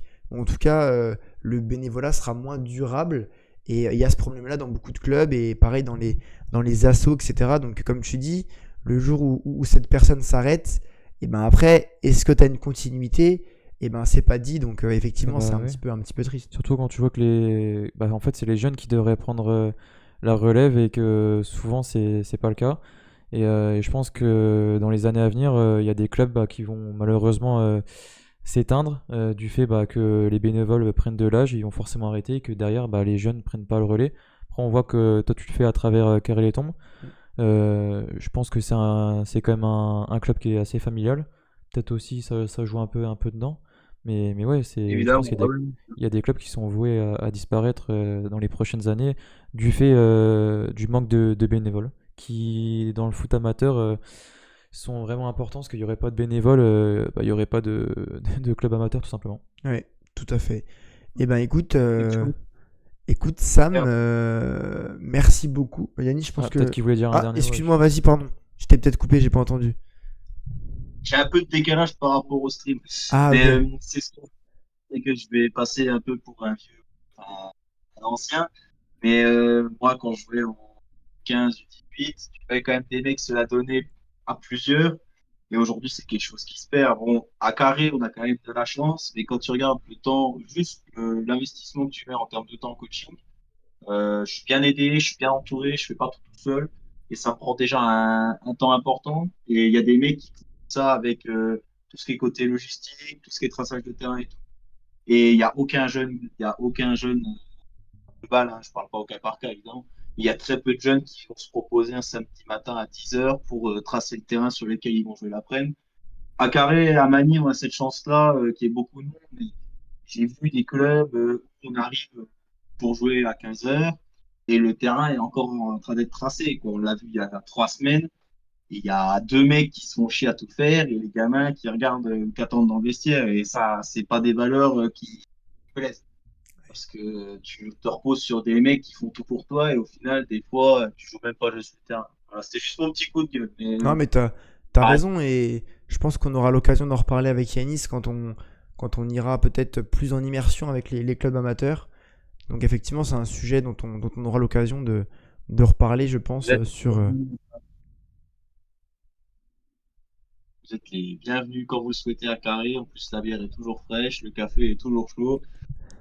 Vous passez quand vous voulez. Eh ben c'est parfait. Bah écoute, on En prend plus, ouais, l'invitation avec plaisir. tout commence à bien se goupiller de notre côté, du coup, pourquoi pas sans filtre bientôt à Carré les Tombes. Hein. Voilà, on note et puis bah écoute, on Et se redira pour oui, passer éventuellement à l'occasion. et on va terminer sur ces belles paroles. Hein.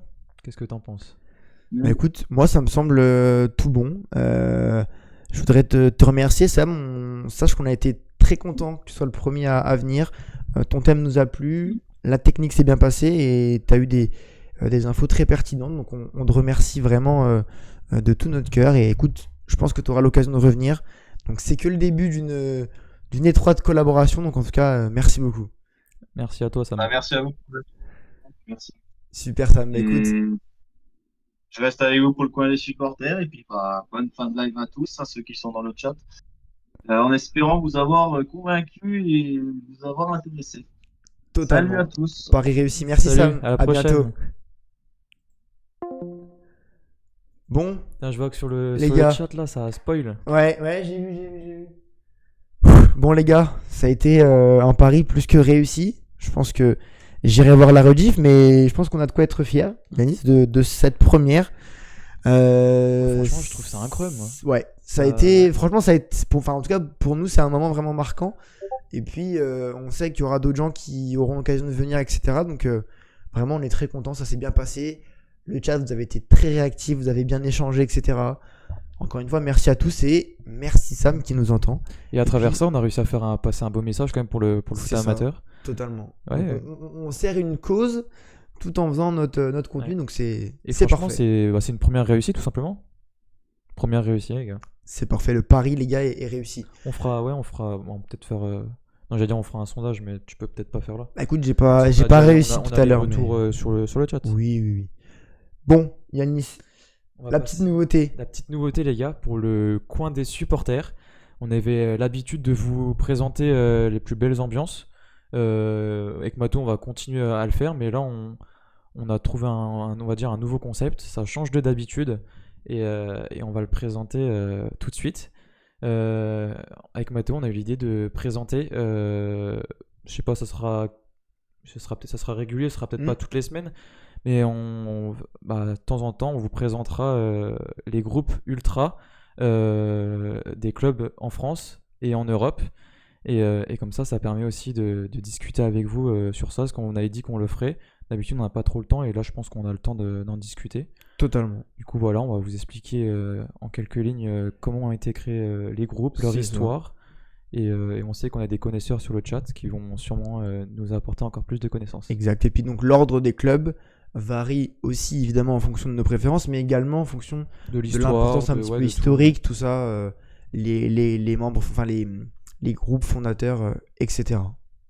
Du coup, ça va être un peu comme si c'était un podcast, on va raconter Moi, une petite histoire. je vais laisser la parole à Yanis, comme d'habitude pour cette chronique, et puis on réagira, vous et moi, juste après. Yanis, est-ce que tu veux nous dire quel club du coup tu as choisi ?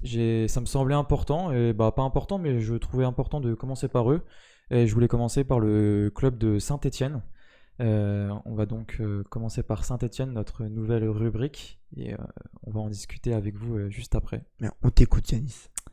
À Saint-Étienne, le football n'est pas une distraction, c'est une histoire d'amour, une fierté de quartier, une culture qui se transmet de père en fils, et voire même de mère en fille.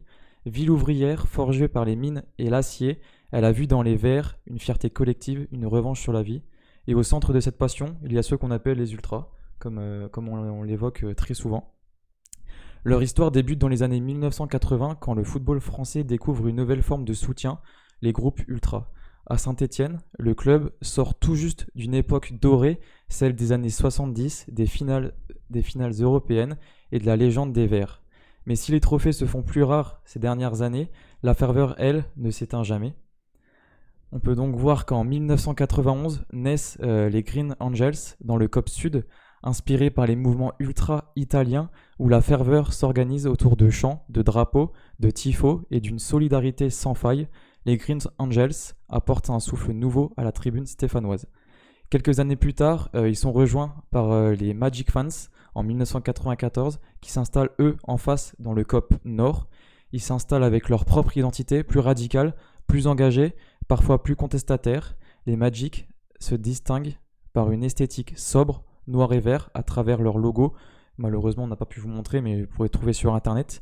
Et une approche militante du supporterisme, autonomie, fidélité et respect de la tradition populaire.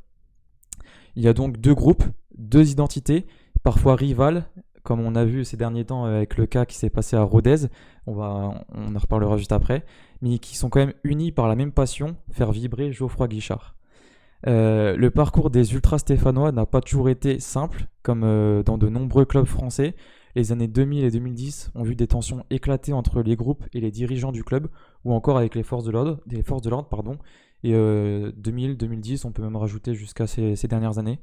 Et aujourd'hui, les ultras de Saint-Étienne sont considérés comme parmi les plus passionnés d'Europe. Des supporters comme par exemple du Borussia Dortmund, du Celtic ou du Standard de Liège saluent régulièrement la ferveur dite du chaudron.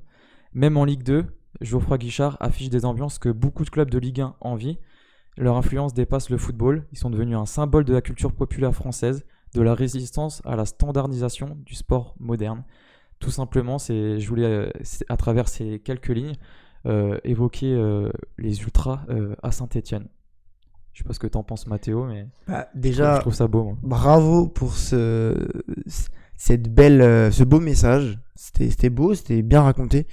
Et donc, comme tu l'as dit, Saint-Étienne, un club historique. Et qui dit club historique dit bien sûr supporters passionnés et voilà, qui sont vraiment engagés avec le club. Et on l'a dit parce que c'est un petit peu facile d'être là quand tout va bien. Quand tu es supporter d'un grand club, c'est facile. Tu es là, tout se passe bien, ton équipe gagne des matchs et des titres.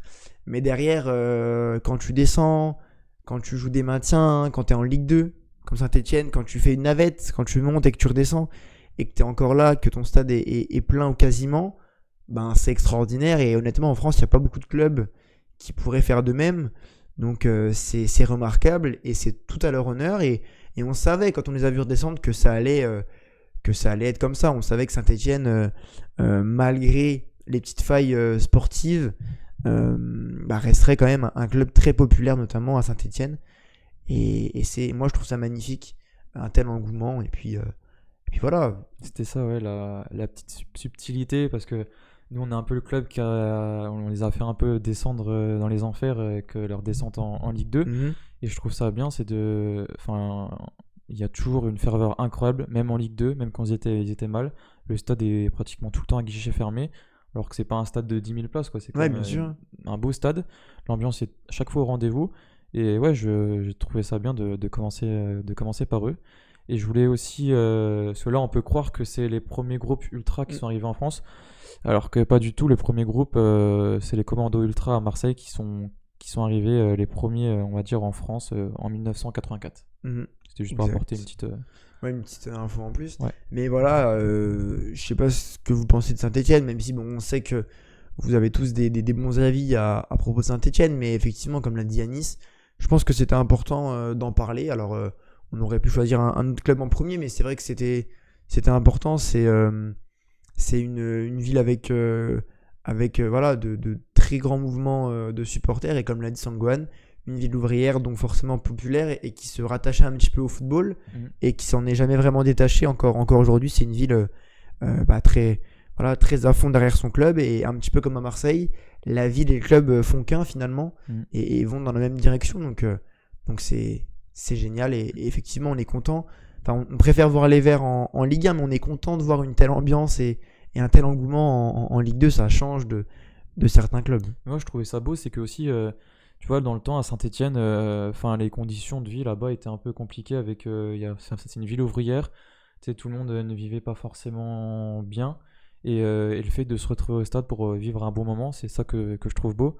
Toi, on peut mettre aussi ça. Lens, c'est un peu pareil. Lens, on va dire que c'est un peu la même situation.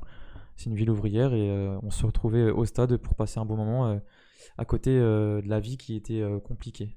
Exactement. Diego, est-ce que Yanis, peut-être que tu sais la BSN? Je sais pas ce que c'est. Excuse-moi, Diego, tu sais que je suis pas un spécialiste de ce monde-là. Est-ce que tu C'est peux. c'est à Nice, je crois, non, c'est ça? Ouais, c'est à Nice. Ok. Je crois que c'est la Ok, brigade ok. sud. Après, je dis peut-être des bêtises. Ah oui, c'est ça, Brigade Sud Nice. Ok, merci. Merci les gars, effectivement, j'avais pas l'info, mais en tout cas, voilà. On espère que. Bah, on n'a pas encore fini, mais on espère que le petit format là vous a plu. Voilà, on Et a puis, raconté ça sous une forme de petite histoire. On a essayé d'écrire ça au mieux, Hmm. pour que ça soit bien à écouter. Et ouais, on trouve ça bien d'expliquer un peu plus l'histoire des Ultras. Après, là, on peut en parler avec vous. On sait que vous classez l'ambiance des Verts parmi l'une des meilleures en France. Moi, je suis de cet avis-là. Je Bien pense sûr. dans le top 3, Bien sûr. largement. Et puis, de toute façon, on n'a pas oublié qu'on devait inviter Diego pour qu'il parle carrément du mouvement ultra dans sa globalité. Donc, Pourquoi pas pour il saura. les Ultras Auxerre. Ouais, oui, non, mais il Ça saura en serait tout le cas, petit clin d'œil. il saura nous en dire plus encore sur le mouvement ultra. Et puis voilà, donc ce nouveau format, alors on ne le fera pas toutes les semaines, Bah oui, comme l'a dit ouais. Yanis.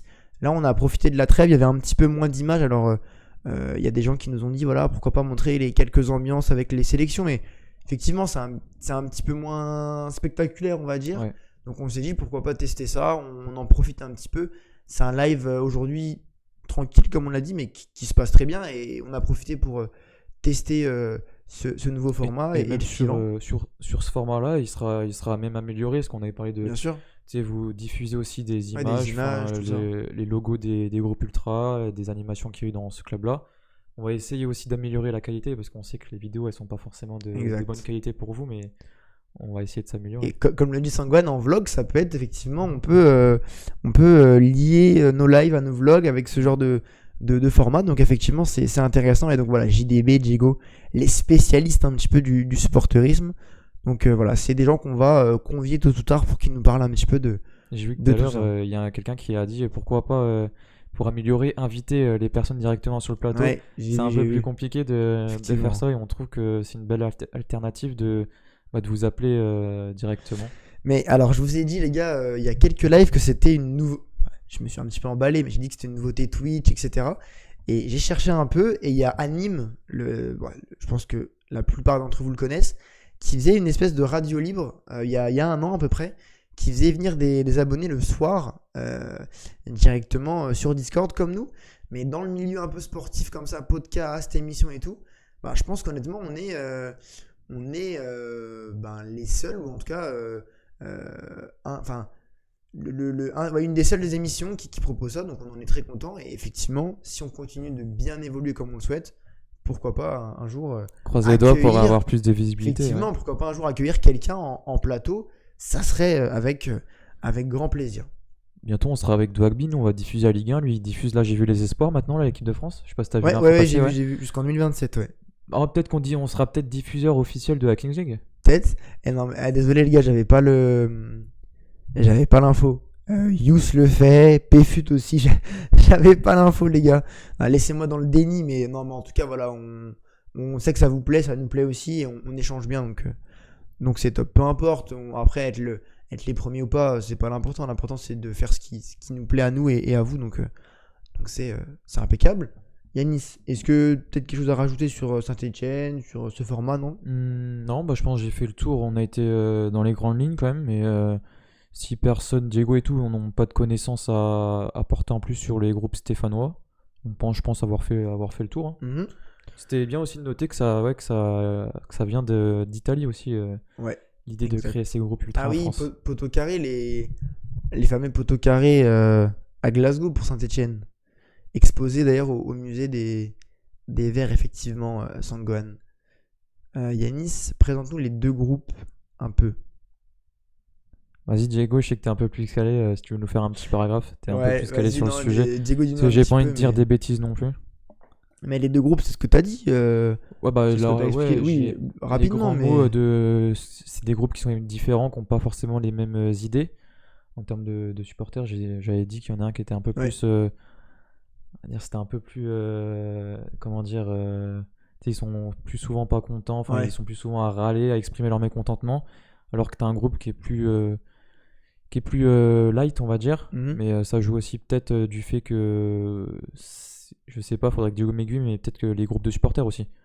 Les groupes de supporters ont des attachements politiques différents. Mm. Ça y joue aussi pas mal dans le monde ultra. On le voit pas beaucoup, mais chaque groupe adhère à une idéologie politique. Mm. Et ça joue grandement à tout ce qui entoure les animations, les chants, tout ça, quoi.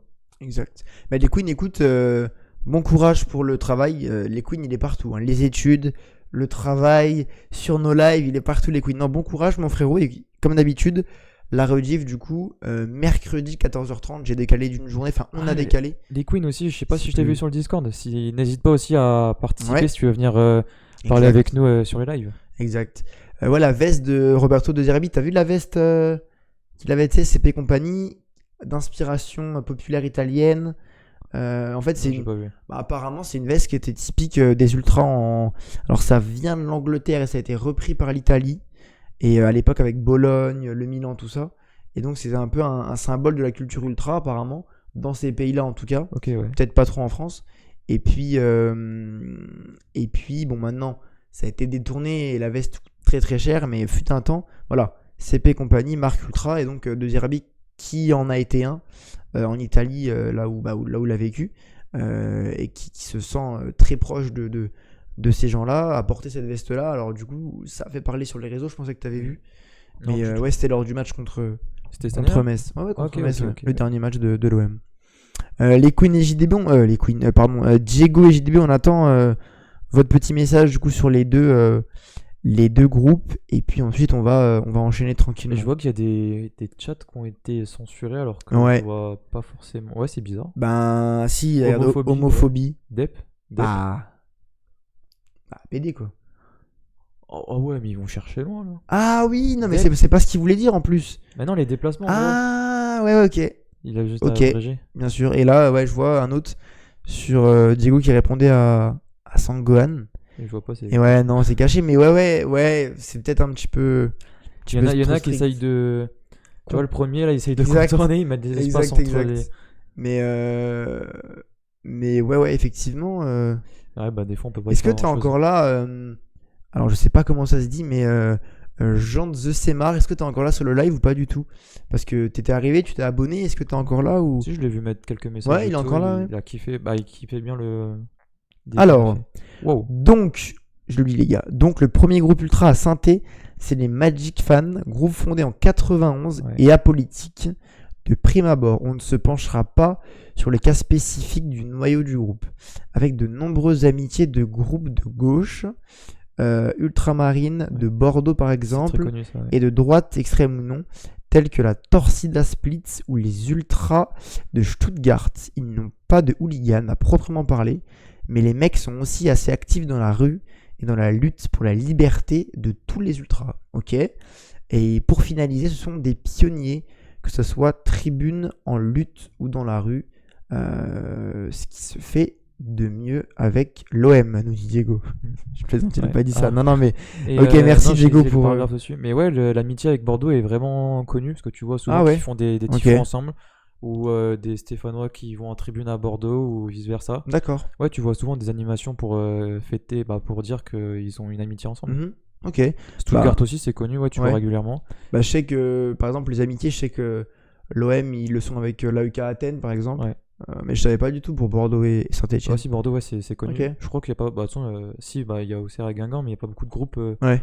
en France qui sont amis entre eux, quoi. Bah, écoute, merci Diego, franchement, super info. On attend Mais celle ouais, je de, m'en de doutais JDB. que les Magic fans étaient. Toi, ça se voit qu'ils sont pas. Ils sont Ouais. moins virulents, on va dire, que l'autre groupe. Malheureusement, les mecs de Bordeaux viennent pas quand les Allemands ou les Croates sont là par souci politique. Ouais, il y a des T'as vu, gros petites divergences. Auxerre politique, ça KR, joue c'est assez beaucoup, hein. caché quand même. KR, j'imagine que c'est Guingamp. Enfin, c'est un groupe de. Ouais, c'est le Cop Rouge. Ok. C'est les assez Ultras caché quand même. Guingamp, ouais. Ouais, bah moi je le savais pas avant qu'Yanis m'en parle. Il m'en a parlé un coup comme ça et non, je savais pas du tout. Aussi avec Charleroi, qui est un peu moins connu, mais en Belgique. Ok. Mais ouais, tu vois, ça montre que c'est quand même bien. Enfin, Ouais, bien sûr. Ouais, ouais bah il n'y a pas toujours le côté Ouais. néfaste des ultras. Oui, comme on disait la semaine dernière, il n'y a Ouais. pas toujours que des débordements, que des bagarres, etc. Donc, Et tu donc vois tant que mieux, c'est important. on n'y pense pas direct, mais la politique, ça y joue quand même beaucoup. tu Ouais, vois. bah oui, bah on sait. Tu sais, à Lyon, Marseille, c'est quand même marqué effectivement par des mouvements politiques. Bah, il y avait d'ailleurs Sandrine Rousseau qui avait été invitée en virage à Marseille, virage nord ou sud, je crois que c'est nord, qui avait été invitée. Donc, T'avais aimé, non? ah, j'avais Tu pas. l'adores en plus, Sandrine. Ouais, Sandrine, c'est un Ouais. modèle, hein, Sandrine. Hein. À Marseille, vous avez l'AEK, 5 Poli et Hibernians. Saint-Paul, Ok. Saint-Paul, c'est en Allemagne. Ah oui, il a mis un i. Ok, ouais, bah Hibernian, je savais pas c'est du tout. en Enfin, Écosse. l'AEK, je savais, mais ok. Enfin, je crois, ouais. Purée, Sam, c'était encore là sur FIFA avec mon cousin. On jouait avec des équipes aléatoires et je suis tombé sur son club tu sais, dont t'as parlé l'autre jour. Cracovia? Non, Sur Discord, irlandais, je crois. Ah, les Shamrock Rovers. C'est ça. Je suis tombé dessus par hasard et je me suis dit, oh Samuel. Et j'ai oublié de lui dire tout à l'heure. Mais oui, effectivement, je sais pas, j'ai vu Hibernian, ça m'a fait penser à ça. Alors, du coup, les Green Angels, pour faire court et simple, leur logo avec qui est un Amérindien. C'est bien ça. Je m'étais renseigné à propos de ce logo. Et donc, ce logo représente le fait que le groupe est une famille. Groupe très actif en tribune pour ma part de déplacement là-bas et d'animation. Très belle animation en tribune à domicile comme à l'extérieur. C'est un groupe de gauche fin de ce que je vois avec souvent des affiches de drapeaux palestiniens, donc comme à Marseille. Donc on voit aussi qu'ils sont très solidaires envers les autres. Et comme vous l'avez dit, créé en 91, si je ne dis pas de bêtises, je ne sais plus. Non, je crois que c'est juste après. Le destin, ouais, pour nous dit Sangwan pour Ouais, si, Shamrock. Non, c'est 94, les Magic. Ok, mais voilà, en tout cas, voilà, deux. Donc deux bons- Non, mais attends. Non, je dis bêtises, lui c'est 91 et 94, Diego et Magic. Ok. Donc deux groupes importants du coup à Saint-Etienne et en France. Merci pour ces précisions, le chat. Et puis Yanis, si t'as rien à rajouter, on peut peut-être passer du coup au dernier thème. Ouais, il On a reste. une il reste- petite dizaine de minutes. Ouais, c'est ça à peu près. Hop. Et justement des tensions et bagarres assez récentes entre les GA et les MF, Ah, c'est ce entre que la j'expliquais, politisation des uns Est-ce qu'il y a eu et Rodez l'apolitisme des autres et le rapprochement à la droite. C'est récent au final. Bah, comme tous les groupes Ouais, c'est ultra, vrai. en fait, ça date pas non plus de. Bah, là, en plus, on Ouais, voit cette ouais. année, la plupart des groupes fêtent leurs 35 ans. Nous, au CERF, c'était en 90. Bah oui, du coup, ouais. Parce que c'est tu donc vois. en décembre, hein, c'est ça? Ouais. Ok. Décembre. C'est pour ça Ok, que j'ai ok. dû annuler. Bon. Yanis, le petit quiz, je vais commencer par poser. Ouais, j'ai pas de questions. Ouais, je J'ai sais. même pas préparé. Alors j'ai moi, pas fait mes devoirs là j'ai ce soir. une de mes rares questions Ouais, Bah, on va pas en t'étais- poser non plus. Oui. On en pose une. Non, oui, une, deux. M'a été piqué par Sangwan 80, c'était justement sur le score de 10-0 face à l'Azerbaïdjan à la Baie des Champs. Je suis un petit peu pris de court, mais non, j'ai là les gars, question un petit peu compliquée. Vous savez que Florian Thauvin, du coup, en jouant, pas en marquant, juste en jouant contre l'Azerbaïdjan, a battu le record, tu sais, du plus grand écart entre deux sélections, que ce soit en termes de jours ou de matchs. Et du coup, petite question, est-ce que vous sauriez me citer quelques joueurs de ce top 10? Il y a donc le top 10, il y a des joueurs donc, qui ont raté pas mal de matchs, hein. Juste après Thauvin, c'est 73 matchs manqués, 71, 69 et 65 pour le top 5. Est-ce qu'il y en a qui ont des noms comme ça à me donner? Yanis, même si t'en as un, à me Attends, donner. vas-y. Ouais, Benzema, exactement, Non, vas-y, JDB. pour voir. Sangwan, exactement, c'est ça. Donc il y a Benzema qui est troisième. Donc le plus grand écart entre deux sélections pour un joueur français. Donc Thauvin en Il n'y 1, a pas la casette. 77. Et après, du coup, le top 5, c'est 73, 71, 69 et 65. Effectivement, Benzema, donc qui est troisième. Non, Zizou n'est pas Il n'y dans, a pas la casette, non? dans ce top. Lacazette non plus. Ah, il n'y a pas. Non. J'appelle Rémi. Ben Barek. Non, Ben Barek n'est pas là. Indice, il y a un joueur qui est passé par l'OM, puis par le PSG, assez récemment, qui a joué à l'OM, si je dis pas de bêtises, sous Mitchell, et qui a joué également au Real de Madrid, qui est cinquième de ce classement. Non, pas Rabiot, effectivement, c'est Lassana Diarra, effectivement Sam, exactement. Tout à fait, Diarra, exactement. Sangwan qui trouve également tout. Alors, un petit indice pour le quatrième. Légende lilloise. Dommage que Tom the Snake ne soit pas là. Et l'écart entre ces deux sélections, c'est 2007 puis 2012. Donc une longue période. Yannis, ça te dit rien? Milieu de terrain, si je ne m'abuse. Peut-être le chat. Hazard, c'est le mec un peu limité. Je vais dire Cabaye, mais. Ouais, bah Sangwan a dit pareil. Non, ce n'est pas Cabaye. Son prénom, c'est également une ville. Une ville connue? Ouais. Une ville avec une. Il y a son prénom, puis autre chose. Mais non, c'est pas Balmont. Certes. Non, les gars. Attendez, je réfléchis comme un indice. Ouais, son prénom, c'est une ville. Voilà, Mavouba, exactement. Rio Mavouba. Paris qui dit JDB. C'est ça, Mavouba. Ah ouais. Et le deuxième, là, je pense que personne l'aura. Il a joué à l'AC Milan. Et l'écart entre ces sélections, c'est 99 puis 2004. Ah ouais. Et Sangwan indice que seul toi aura la ref. Que les anciens. Axelo a parlé de ce joueur. Effectivement, c'est. Ah, mais voilà, les gars, c'était pas forcément évident, mais voilà, je trouvais ça. Bah, non, c'est pas ça. Je pense que celui-là, il est dur, si tu veux regarder. Le deuxième. Je sais même pas si tu le connais, je le connaissais pas moi avant. Ouais, Dorasso. Ah, voilà, j'allais dire une. Exactement. Il est sur l'équipe. Ouais, c'est ça exactement, Consultant Sangwan. l'équipe. Tout à fait, Sangwan. Voilà, les gars, bah franchement, non, ils ont tout trouvé. Hein. Je vous donne après la suite juste Dorasso. par curiosité. Le 6ème, c'est Gamero. Le 7, c'est Réveillère. Le 8, c'est Louis Ndoula. Le 9, c'est Anelka. Et le 10, c'est Sa. Voilà. Oui. Donc voilà, les gars, c'est vrai que top 10, pas forcément évident. À part peut-être Benzema qui, effectivement, a été trouvé rapidement.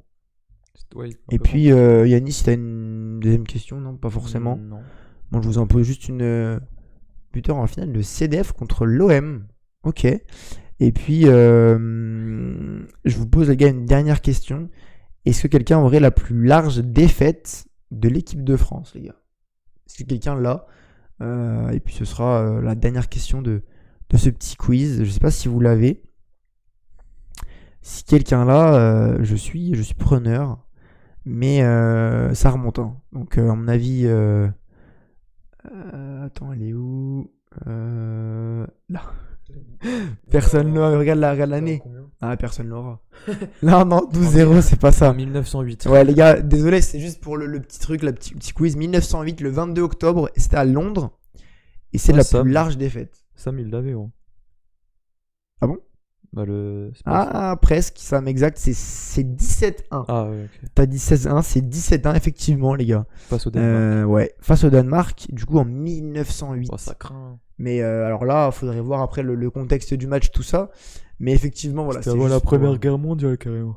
Ouais, mais c'est juste voilà pour la petite anecdote. Mais voilà, les gars. Alors, le quiz devait durer plus longtemps. Mais bon, vu l'heure, on a raccourci un petit peu. Et puis, il y avait notamment une question qui a été piquée par Sangohan.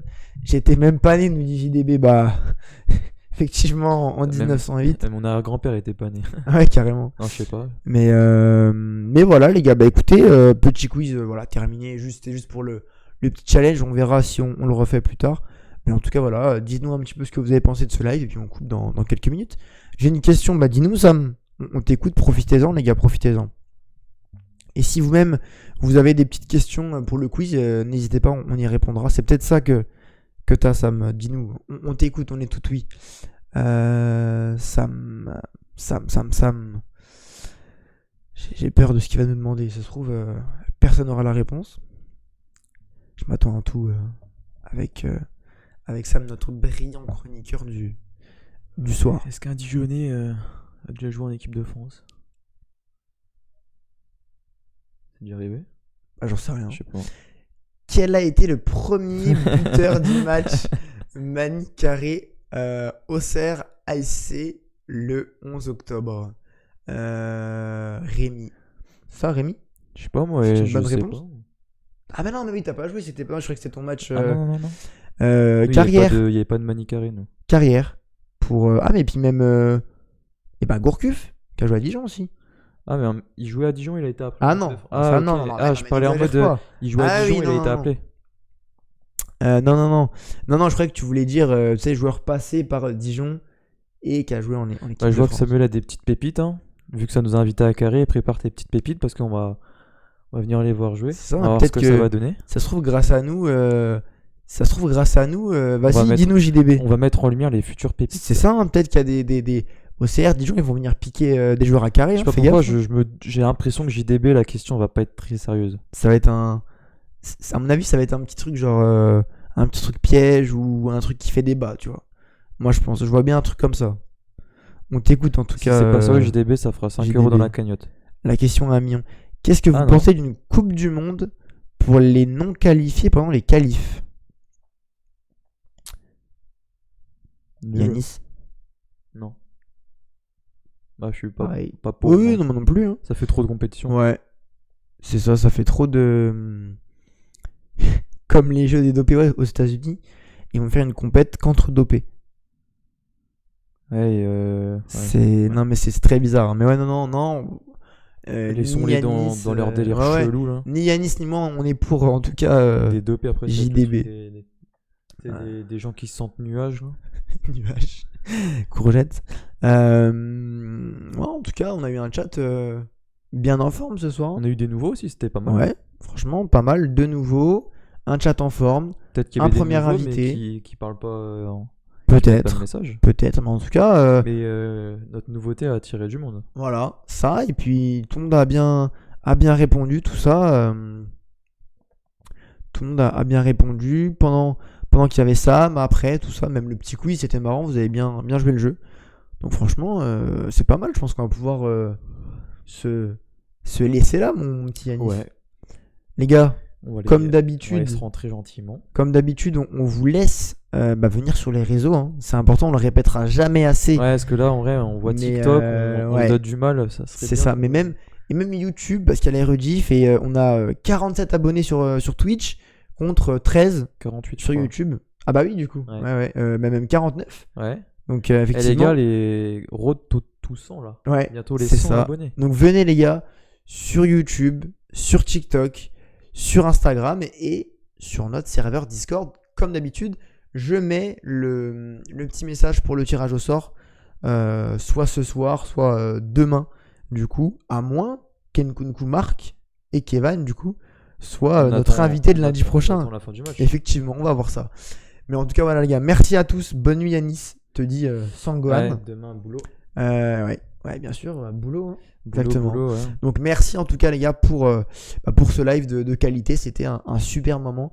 Encore merci à Sam. Je pense qu'on peut tous mettre des flammes dans le chat. J'ai toujours rêvé de dire ça. Des flammes dans le chat, des W dans le chat pour Sam et pour vous les gars.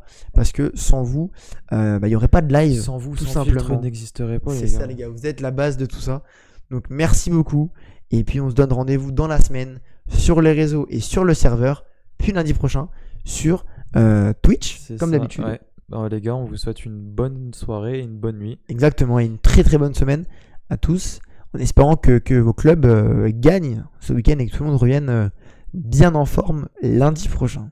Et ouais. Merci beaucoup les gars. Allez, Ciao ciao. la bise.